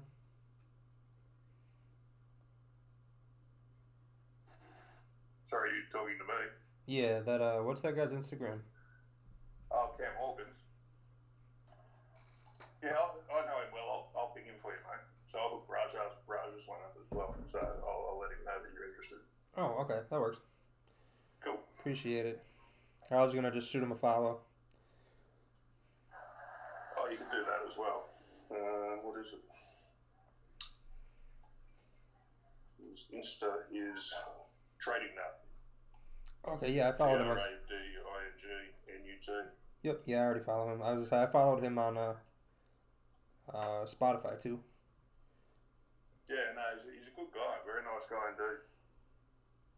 And he's interviewed some amazing players in his life as well. Yeah, this page looks pretty cool. I like it. Cool, I'm going to grab a coffee, I think, before this news comes out. Oh yeah, it's NZD. What time is it at? 14 minutes, I think.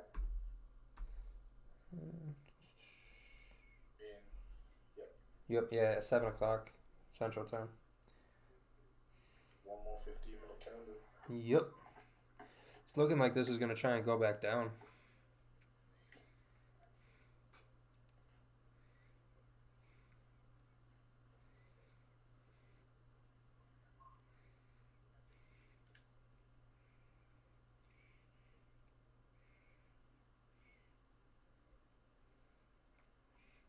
Yeah, Miles, I think it's going to be broken. But I would make sure your confidence going to be broken to stay in it as well. Maybe be at break even if you're not. But with the way it was moving, I feel like it's going to break through support pretty simply. So I'm not sure. I'm not sure, Jay. What do you guys think? You think the NZD News is going to take it up or take it down? Someone in the chat's wondering.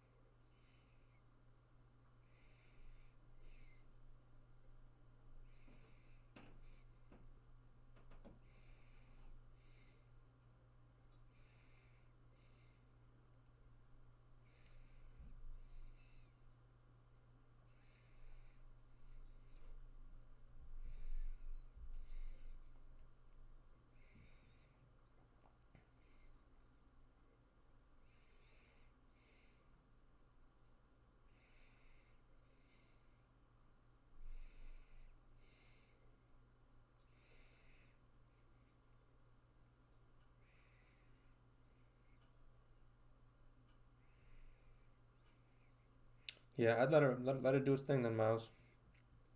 If you think it's gonna break.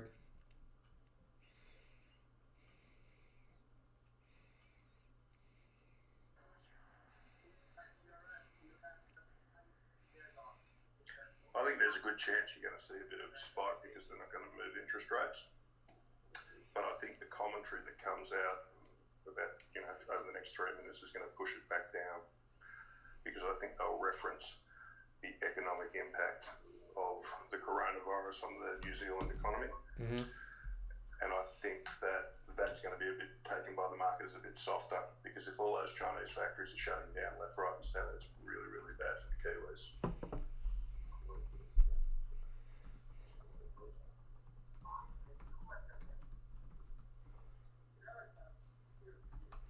So you think that would take the GA, but that would take GA down, then the AUD strengthens. Yeah, sorry, my apologies.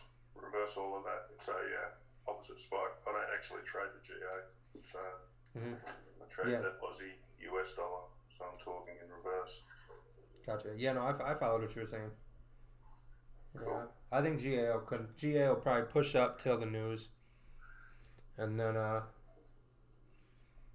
come back down if it doesn't come back down on this candle.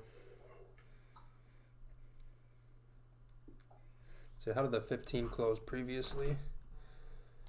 It'll be the bullish close or bearish. Ooh, close back below. Huh. Interestingly, US stock market futures have come off as well, so they're now negative for the day, which means that risk is starting to come off the table a bit, which is, so the Australian dollar is risk currency. So if equity markets are strong, the Aussie dollar is typically strong, and if they're weakening, the Aussie will come off. And Wall Street futures were up all morning, and they've only just ticked negative. Oh, okay. Huh.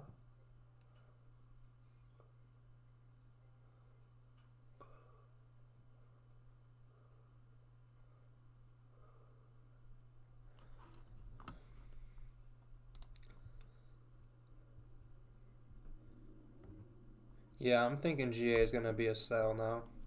Because we came back up to the hourly, right? We made a wick up. We couldn't break the high of the previous hourly. 15 minutes gone bearish. Closed back below this 30-minute support. This one should continue down and touch the low.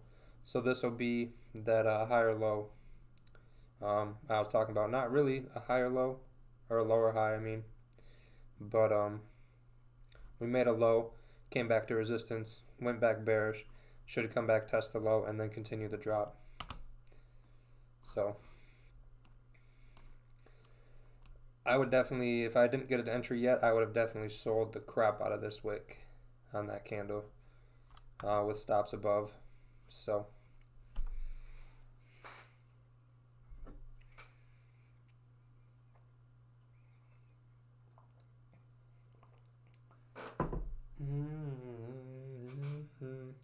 yeah, I definitely want to eventually educate myself more in the stuff you were just talking about, because that was basically Spanish to me.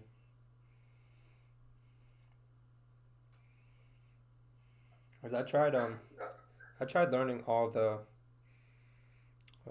fundamentals of everything and about the pair I traded and everything that's going on before I'm taking a trade, which way to take it, and it almost, I mean, I probably was doing it wrong, to be honest, but it almost always contradicted everything the chart was telling me. The chart was telling me we are going down, down, down. Every time frame is down, no traffic. But my fundamentals were saying buys, buys, buys. So I just like to stick to the technicals and just. Yeah, to be fair, it doesn't make it's not something I hang my hat on too much, unless it's a big rate decision or something. That day to day, I generally don't give a toss.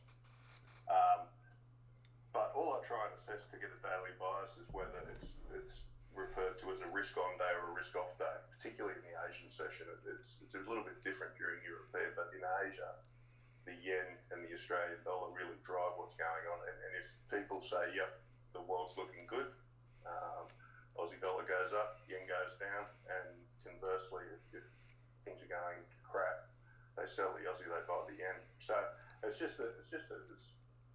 purely I look at it just to say, well, I'm not going to trade against the market sentiment of the day, and that's pretty much all I use it for. Gotcha. And all the stuff you learn at uni and all of that sort of stuff, to be honest with you, I put about 0.5% of what I did there into my trading, so you don't really need to learn it all. Gotcha, yeah. I mean, I tend to stay out of the market whenever there is news that will actually have an impact. So I feel like as long as I do that, I shouldn't need to worry too much about it. Yeah, no, so I don't trade the events, but I find that the sort of next 30 minutes to an hour should be a bit of fun. So there should be some setups and activity happening, which would be good before they all go out to lunch. Yeah, Jolie, I did say that, but I also said, if you rewind the stream, I drew that little break, retest, come back down. This just closed and did that above this. So this was just a fake out. And then we should come back down. So if you rewind the stream, I drew with that little black marker. We came down, came up, we'll come back down, test the low. So this one closed above. I was anticipating this one to close below and be bearish, but this one closed right back below. So then giving us the bearish signal that we have that resistance or lower high, even though it's not really a lower high, it's just back at resistance. I think we should come down, but with the news, you never know. It could the news in the next couple minutes could change that, and it could spike up, get your pips, get out, and then it falls. It just depends with the news. It could be much different than what we're expecting.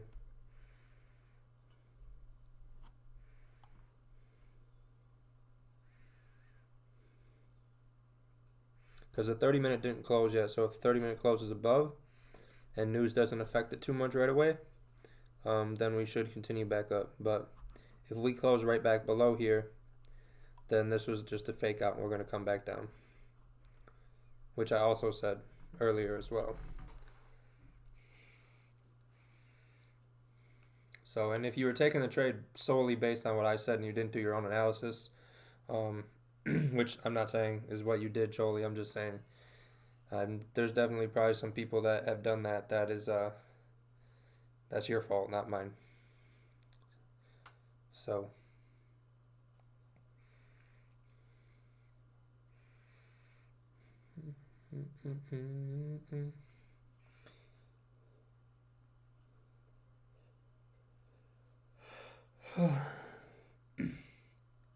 yeah, I broke it down.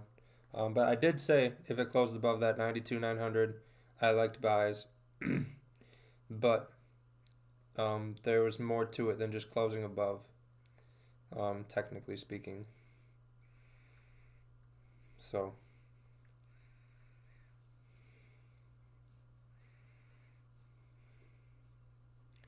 because remember I said I would have exited at this bearish wick, which if you look is right where we came to. So I would have actually exited right here at 10, 11 pips, and I'd already be done with the trade. So if you guys didn't exit at the 10 pips, I mean, that's got to be just how you trade then.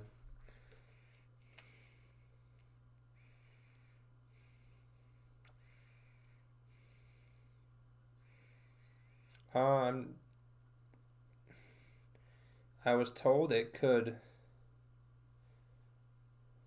affect AUD since NZD they have kind of a tight relation in currencies, it seems. So it could affect it. If you're not in it, I would wait till after and see and pick up the pieces after. What's up? Sorry, mate, that was rude of me. I didn't mean to interrupt. No, you're good. A good way to see if it's going to affect it is to see if the spreads blow out just before the news hits.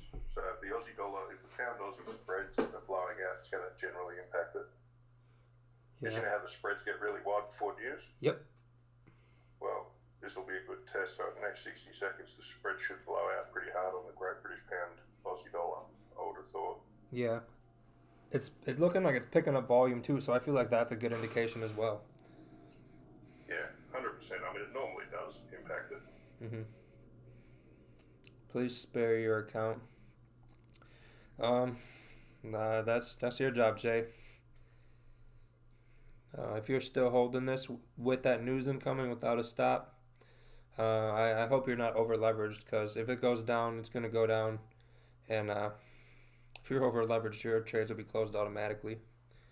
So, like I just said on the 15-minute about 6 minutes ago, I would have sold this bearish candle if there wasn't news. There's news, I wouldn't be in this trade. But if there wasn't news, and I didn't already catch a trade, this is what I would be in right now, targeting my 10 pips. So let's say, worst case, I got in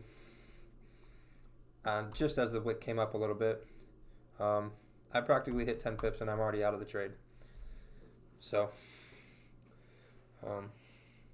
I definitely would recommend a stop loss, Jay, for sure. Otherwise, if this goes down and you're in buys, you might need to go to church to spare your account. Yeah, this thing's going down real nice. Hopefully someone caught the sells on that little drawing I drew, because that's working out perfectly. If you got in anywhere on that wick, you're up anywhere 10 to 18 pips. Hopefully at risk free right now. Ooh, 8 seconds. Let's see what happens. Spreads are definitely getting bigger. Oh, yeah. Oh, look at her go. Oh, there she goes. Yeah, I hope. Yeah, let's hope for the spike up depending on the minutes that come out.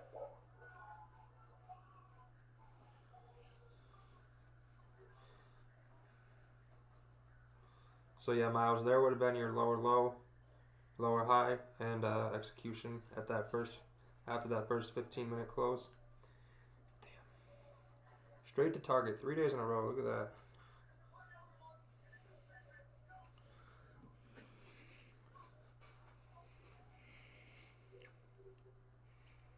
Yep, yeah, Cats, that's what I was thinking too. It rejected. If you look at the hourly, it didn't even break the hourly high. Hence why I like to have my stop loss above a support or below a support or above a resistance, or above or below the previous hourly candle. Because if it can break that high or low, my trade's definitely wrong. Might need to go to church. Yeah, Jay, I mean, I would have exited after that first 15-minute bearish close, to be honest with you. Because that's just textbook. That happens all the time, every pair, every time frame. So, goddamn, I should have took those sells. Oh, too bad I can't. That'd have been a much nicer sell to take. But I guess 5-0 is better than anything else. Can't really get better than perfect week. Yeah, did anyone catch those GA sells? Hopefully someone caught it. I drew it on the chart twice. So I really hope someone was paying attention and took advantage of it. Yep, Wizardry strikes again, Cats. It's like, what, 8 days in a row? 7 days in a row? It's super magic. It's the super secret strategy of trading what you see. Super, super secretive.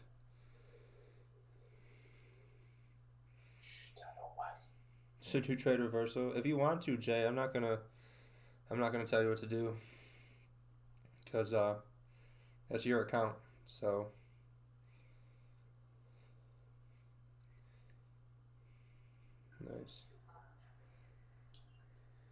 nice job, Talia.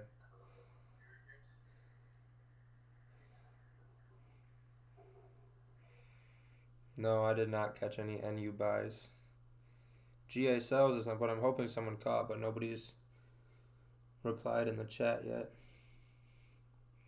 I think Cat's caught him, but he always catches that shit, so I want to see if someone else did. Oh, man.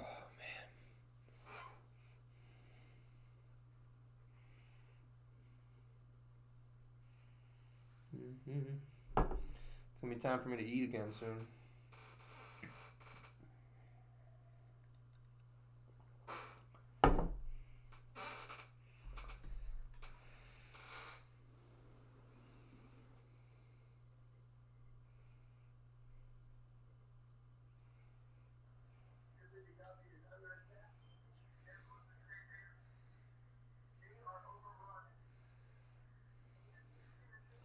Oh, Nate, no, bro, I loved your trade. That was perfect.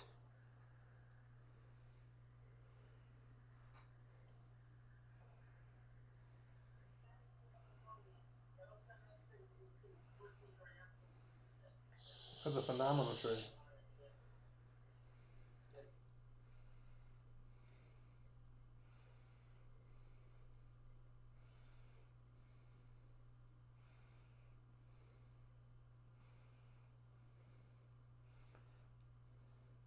Nathan, send me your trade on Telegram so I can pull it up.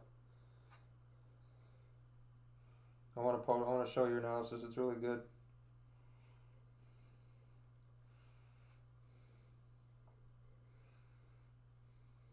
You go, Miles. Nice job.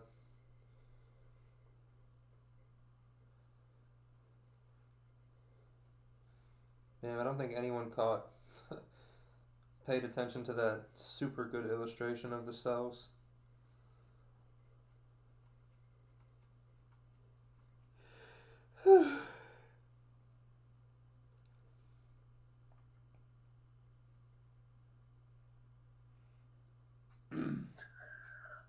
They cut their GDP forecast from 0.7 down to 0.4. That's good or bad? Yeah, so they're expecting a softer economy.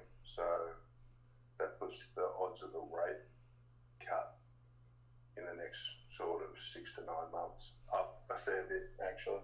So that should take a little bit of steam out of the Kiwi, which is this bounce that you're seeing now at 17 pip wick.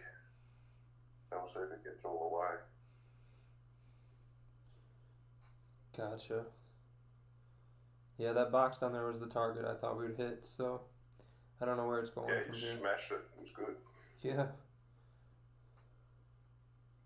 Oh, gotcha. The fake out got you. Yeah. So if you only have one trade a session, kind of got stuck. I would say if you get stuck in that a lot, comedy, wait for a break and then wait for a retest. Because then you enter on the fake out, which would be your supposed retest that didn't close above or below. Or you get in on the retest that has confirmed you're going to stay above or below that level that it just broke.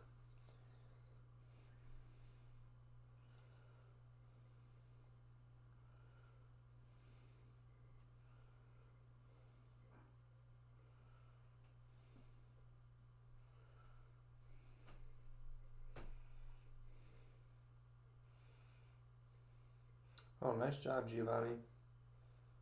Nice job.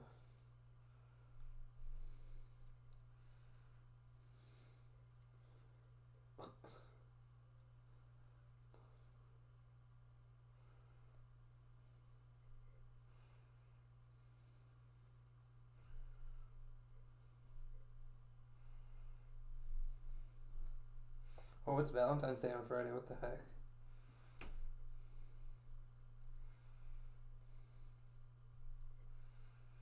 Yeah, just a suggestion. Comedy, just if you notice you get stuck in that a lot, more times than you win that trade, I would wait for a retest. Or just kind of you could just kind of monitor it on smaller time frames from your entry and kind of see how it goes from there.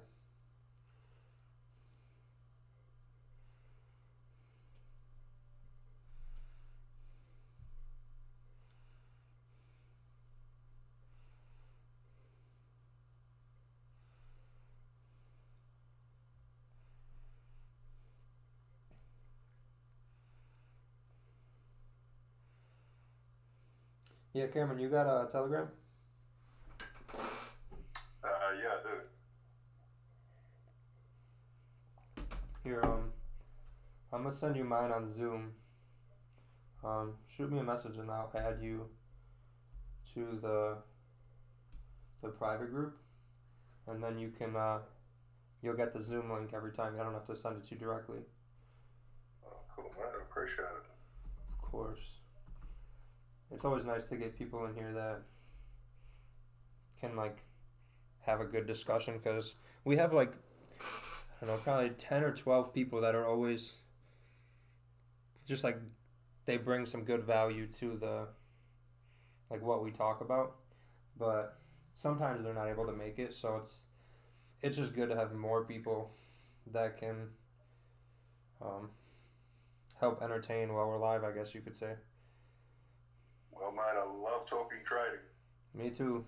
So this will be a good fit, and you definitely got some good experience too. So knowledge. Yeah, got a little bit. Well, if I can't make it, I'll put, if you're interested, I could always put one of the other traders in as well, because sometimes I'm in the office. time of day. But some of those guys are good because we all sort of train pretty similar to you, to be fair. So that must give you, I mean, I'm just from a strat perspective, your strategy's bang on the money. This is how markets work. So you guys will do very, very well. As I say, I'm generally around at this time of day. Yeah. I mean, if you can always bring on any one of like your traders. You definitely be cool to meet them, talk with them. Yeah. So yeah. Cool guys. Yeah, like I said, everything about this community is pretty great. So there's more good than bad. Well, that's the thing. You should always. I mean, that's what I like about you guys. You give back to the trading community because it's a tough business. Most people don't know what you're talking about. So it's great what you guys do. Yeah, it's fun. I mean, it's fun for me. So that's what keeps me doing it.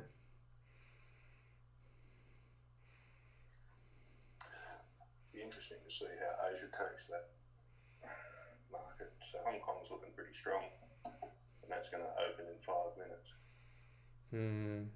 Which I know is not something you guys do. I don't bang on about it all the time, but interestingly, off the back of that news, you saw that the Wall Street futures actually flipped, so they went deep negative and then went deep into the positive, just off the back of that RBNZ and China open. So all markets are interconnected like that. So if you just keep a bit of an eye on it, it really improves your edge significantly, I find.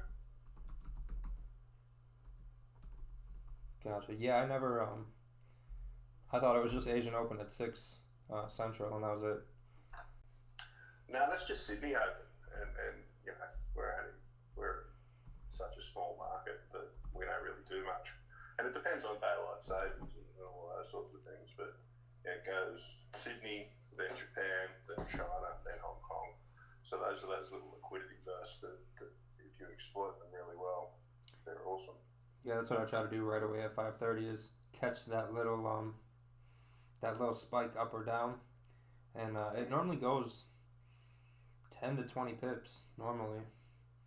Oh yeah, it's when everything adjusts for those, and it's not just the equity markets, it's the bond markets, which is the debt markets.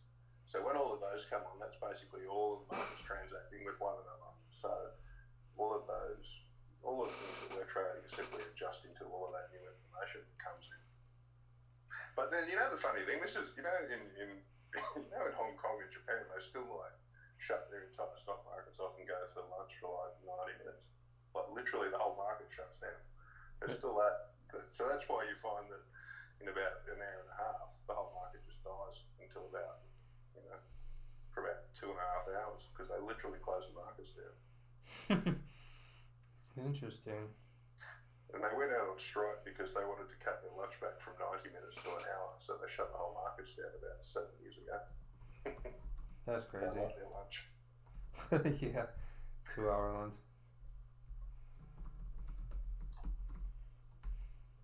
Yeah, did you get that message on Zoom? Hang on, mate. Sorry, I was just in a trade.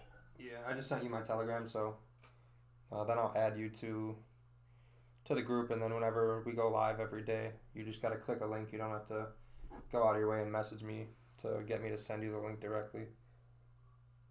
Awesome. Just make it a little easier, both of us. Sweet. So Tim caught those cells. Perfect. I'm glad someone was listening because, man, it was just such a perfect setup. If I didn't get that first trade, I would have been smashing those cells because those were just textbook.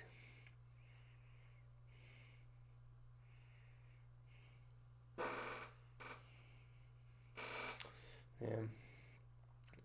I'm curious though why we've died so hard in viewers because I feel like the win rate's definitely gone up.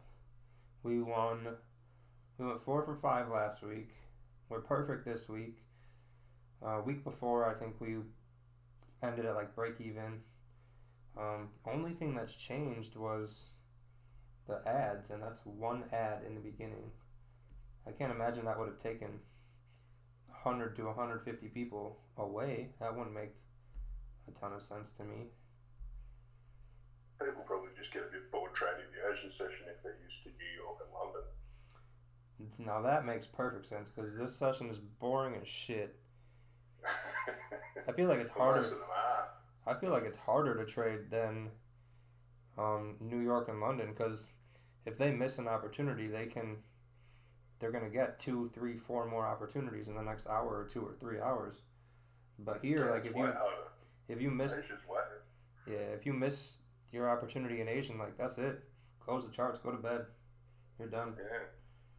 Well, I literally only trade from 30 minutes after Sydney Open and I normally close down in about 40 minutes in Asia. And also too, you get more slippage. The liquidity is not as good. If there's no news, I mean, you can be stuck in a 5-point range for 8 hours. So. But if you're a new trader, I think it's an awesome place to trade because you've got more time to make your decisions. Very true. You don't have to wait for setups to happen and then really think about them before you sit there and go super duper hard. Yeah. Whereas if you throw a 10 lot on a gold trade at London Open, it can be a widowmaker. Yeah, you can be homeless or be buying a Lambo at the end of the day. Yeah. Or maybe a Honda Civic. We could be more realistic. Man, those cells were just beautiful. I'm glad somebody caught them. Yeah, don't forget to like the stream, press subscribe. We finally broke 1,400, so that was super cool. But like, dislike, whatever you feel we deserved. It helps regardless, like or dislike. It doesn't really matter. Just clicking something's better than nothing. No, I got you on telly, so I'll add you.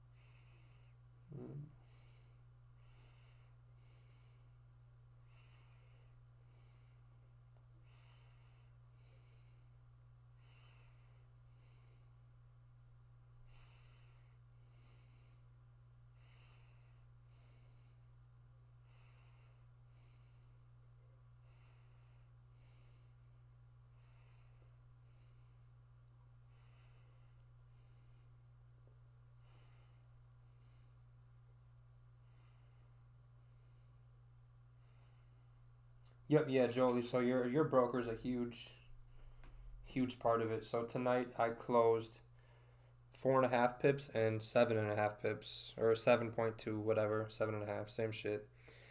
This morning I closed 8.5. But so in Asian session, my broker gives me on GA I have between a 1.2 pip to a 2 pip spread, depending on, that's just kind of where it bounces for Asian. For London and New York session, I have a 0.2 to a 0.8 pip spread. So to get 8.5 pips, I literally need about 8.5 pips. But then if you subtract out the commission and the fee, it puts it down to about 6.5, 7. But once my little trading thing I use on MT4 tells me I hit my 10 pips, I take it out whether it actually equals 10 pips profit. That doesn't bother me too much as long as it's 10 pips. That's all I'm concerned with. So yeah, when I was with Hugo's Way, I had between a 2 and a 4 pip spread on GJ and GJ, and I needed about 15 to 18 pips to actually hit 10 pips. So your broker's a huge part. Have you guys ever considered if you guys all use not a central broker but a preferred broker, you don't get rebates on your comps. We get what? You get rebates on your commissions. Really? So you get for a standard commission you pay about $7 round lot. If you do more volume, they reduce that amount significantly. So I pay about $3 round lot. But if all of your listeners sat there and said, even if you spoke to your broker and you put other people through them, you'd all get discounts. If you spoke to your broker and said, anybody that comes through me, pass on that discount, they give you a heaps better deal than you'd be paying as a a standard retail. Really? Is there like a certain amount of volume that needs to be done for that kind of? It's not as much as you think. Like, I know guys that do 10 lots and probably get 25% comms rebate. They probably make about, so that's what, 40, 50 standard lots a day they'll probably make. Oh, wow. I'm just going to get out of my GA right now. Oh, you were in the GA? Yeah, so you know how I thought it might come down and then their policy statement would be weaker and you get that spike off? Mm-hmm. So I caught a bit of the retrace. I didn't catch the whole lot. I caught about 14 pips. Oh, nice. But you don't have to trade that much volume to get really good rebates, and those rebates add up huge. So if you're not paying $3 as opposed to $7, at the end of the week, really adds up for you. Yeah, and I guess if the volume is calculated collectively, so like you said, everyone who's in it together, then it can make a big difference. Yeah. So all of the guys that trade for me, we all go through separate brokers, but we set up. You just talk to your broker and say, look, I've got all of these guys that are trading for me. We want the rebate, and they say absolutely. And then they take you out to nice dinners and that sort of stuff too. So as long as you're transparent about it, but all of the people that subscribe to your channel and watch get part of the discount. I can't see anything immoral with it. Everybody makes money. No, I mean, if anything, you're helping people. Well, if you're a break-even trader and you're sitting there and you're getting those rebates, that could be what it takes to make you a small profit. Yeah.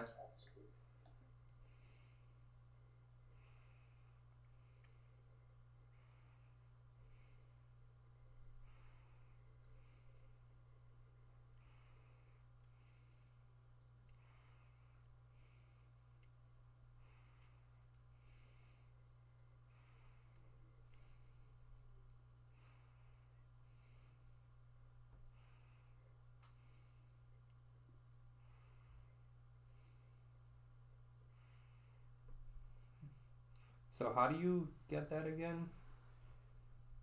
Do you have to message them directly? Just give your broker a call and say, look, here's what I do. Set me up a link. And I guarantee you that I use about 5 or 6 brokers. Pepperstone's one of them as well. I'm just replying to the message on YouTube. Pepperstone's awesome. Like Pepperstone, I pay $3 comms. IG give you volume. I'm just looking at Katz's message. IG give you a huge volume discount, which is published on their website. But of all of the brokers that we use, not one of them hasn't given us big rebates. And if you've got 100 people, even if they're all trading half lots and they make 3 trades a day, I guarantee you they'll give you those rebates and they'll spread them across all of your clients. So I'll just give you a link for a code to say, all right, we'll link these up. I don't know what the legal situation is in the States for doing that, but it's okay here in Australia. Gotcha. Is that where you're in Australia? Yeah, I'm in Australia.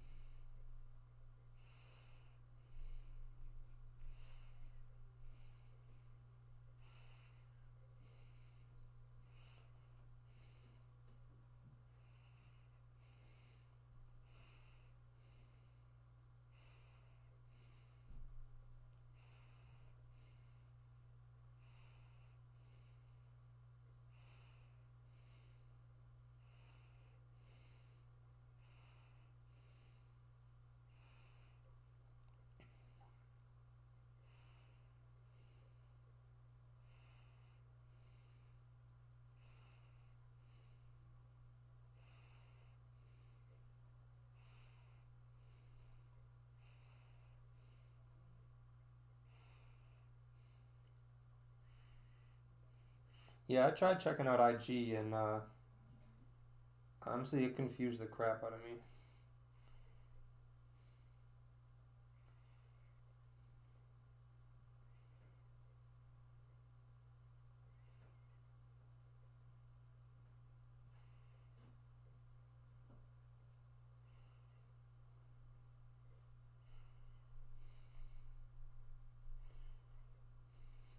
You guys have got such weird laws in the States when it comes to using FX brokerages, eh? Strange. That's what I've heard. Yeah, I don't even know if mine is U.S. regulated, but it's a good broker, I think. But there's Yeah, weird rules. you guys have got such a huge option market over there. I reckon the options guys have put some pressure on because all over the rest of the world, our option market is a tiny, tiny fraction of what you guys use. So if they opened up all of those brokerages, I think it'd take a lot from that business, but it's strange. Yeah. Mm. I missed the last part I was trying to type. What did you say about the tiny part of the U.S.? I was just saying your options market in the United States is just massive and really cheap. Okay, and if they open up other brokerages, I think that those guys lose market share. So I reckon they lobby pretty hard to stop the proliferation of foreign exchange brokers and the things that most other countries enjoy, because it's just strange for the United States, who are the best capitalists on earth, to be so restricted in what they do. Yeah, I don't know why they would do that. I don't know why they would make it so. I mean, they could pop up like a bunch of different super lucrative businesses that could, like, I don't know, help the economy or something. Mm. I don't know how big of an impact it would have, but it would definitely entice more people to trade, which would more than likely put more money into the market. So I feel like that'd be a good thing. Yeah. Yeah. Like I said, I don't know how much of an impact a bunch of retail traders are going to have, but it'd still be more than what we have now. So. But it's not just the retail traders, it's the liquidity providers and the whole sort of supply chain of the foreign exchange market that would benefit from it. Yeah. But I think if you're in this, you guys have, like I say, you have a lot more people that have to trade options and stocks, don't you? I think so, yeah. Yeah, so I think if they open that up, less people trade those markets, because it's much harder to make money in options and stocks if you haven't got a shit ton of money, I reckon. Mm-hmm. Yeah, I was going to say, the U.S. is definitely very stock market heavy. Mm. Yeah. It's a good stock market to trade, but your options are awesome. Yeah, I prefer Forex over all of it, personally. Mm. For what I do, but I mean, if I had $1 billion, if I had $1 billion right now, I'd probably just put some of it into a stock and just make monthly withdrawals on percentages of it every month, and not have to do anything. Mm. But I don't have $1 billion, so. With time. Yeah, yeah. I mean, if it got to that level, that'd be pretty cool. But, that's not I'm not too worried about that. I don't need to be a millionaire or a billionaire. Just enough to where I can do what I want to do, and if a bill needs to be paid, it gets paid. That's it. Don't even think about it. Just swipe. It's all done. Yeah. Yeah. We'll see. Got a few years left, I think. So probably a good. It grows pretty quick. Yeah. Like, you'd be surprised. In 12 months' time, I reckon for sure you'd be at that spot. Yeah. Oh yeah, 100%. Yeah, I mean, 25 right now, so I probably got a good 40 to 50 years more to trade before I start to lose my mind and forget how to speak. But yeah, we'll see what happens in 40 years. Compound 10% a month for 5 months. I think you'll be happy with the result. Yeah, I agree. Yeah, I'm up a hefty percent this week so far. It's good to hear, man. Yeah, I mean it's been a real good week. So I'm hoping I can But keep then, it up. sorry, Paul, I interrupted. Sorry, mate. No, you're good. We both keep doing it. It's not a big deal.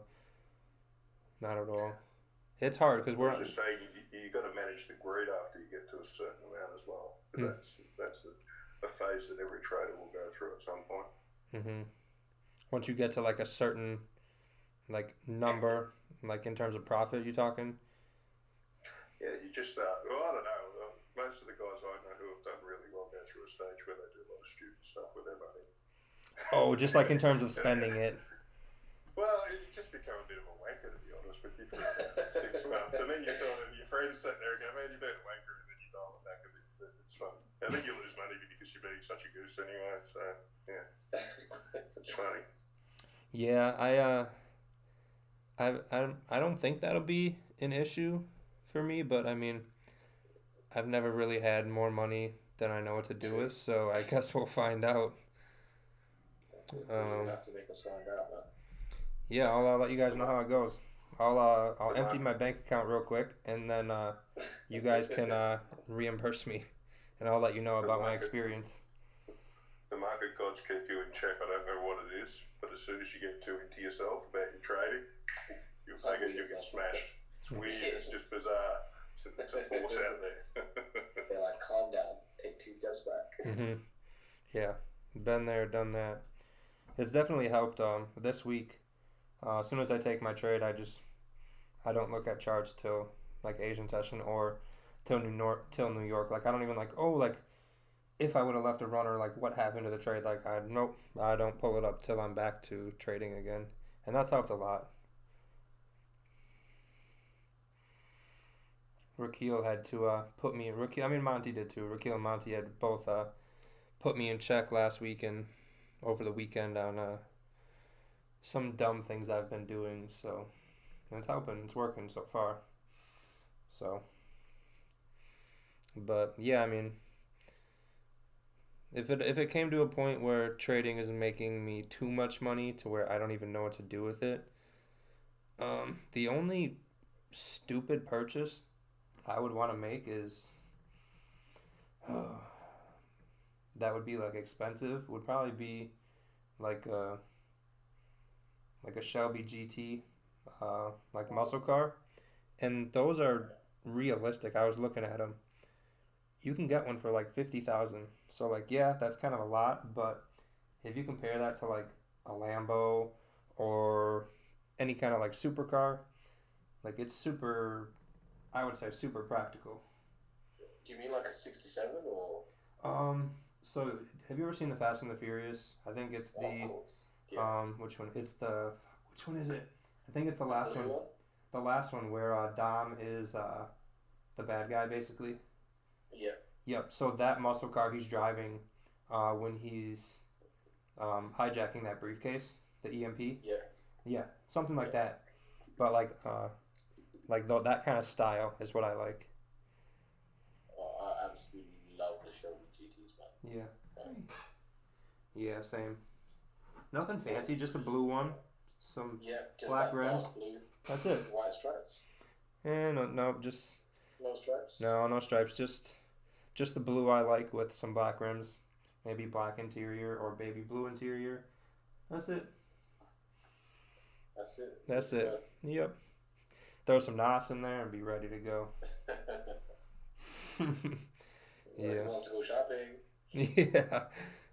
Yeah. If there's any money left on the credit card. I was gonna say at least if you use enough moss, that probably put off the shopping trip, so could be a win-win.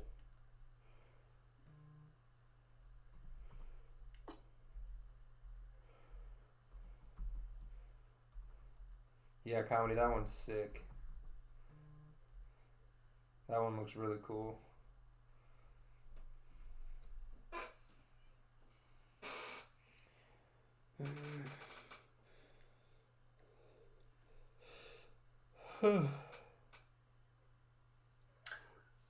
Well, guys, I think I'm gonna head off. we're at about 2.5 hours. We had 2 opportunities, caught sells here, and then there were sells here. So I feel like if you didn't catch anything yet, if there's nothing in the next hour, I would just call it a night for Asian. But if you liked what we did, you caught some pips, press subscribe, press that like button, and maybe we will get to that $700 giveaway by March 1st. But I will see you guys tomorrow, probably around 5:15ish. We'll probably start 10-15 minutes early. So we'll see you guys.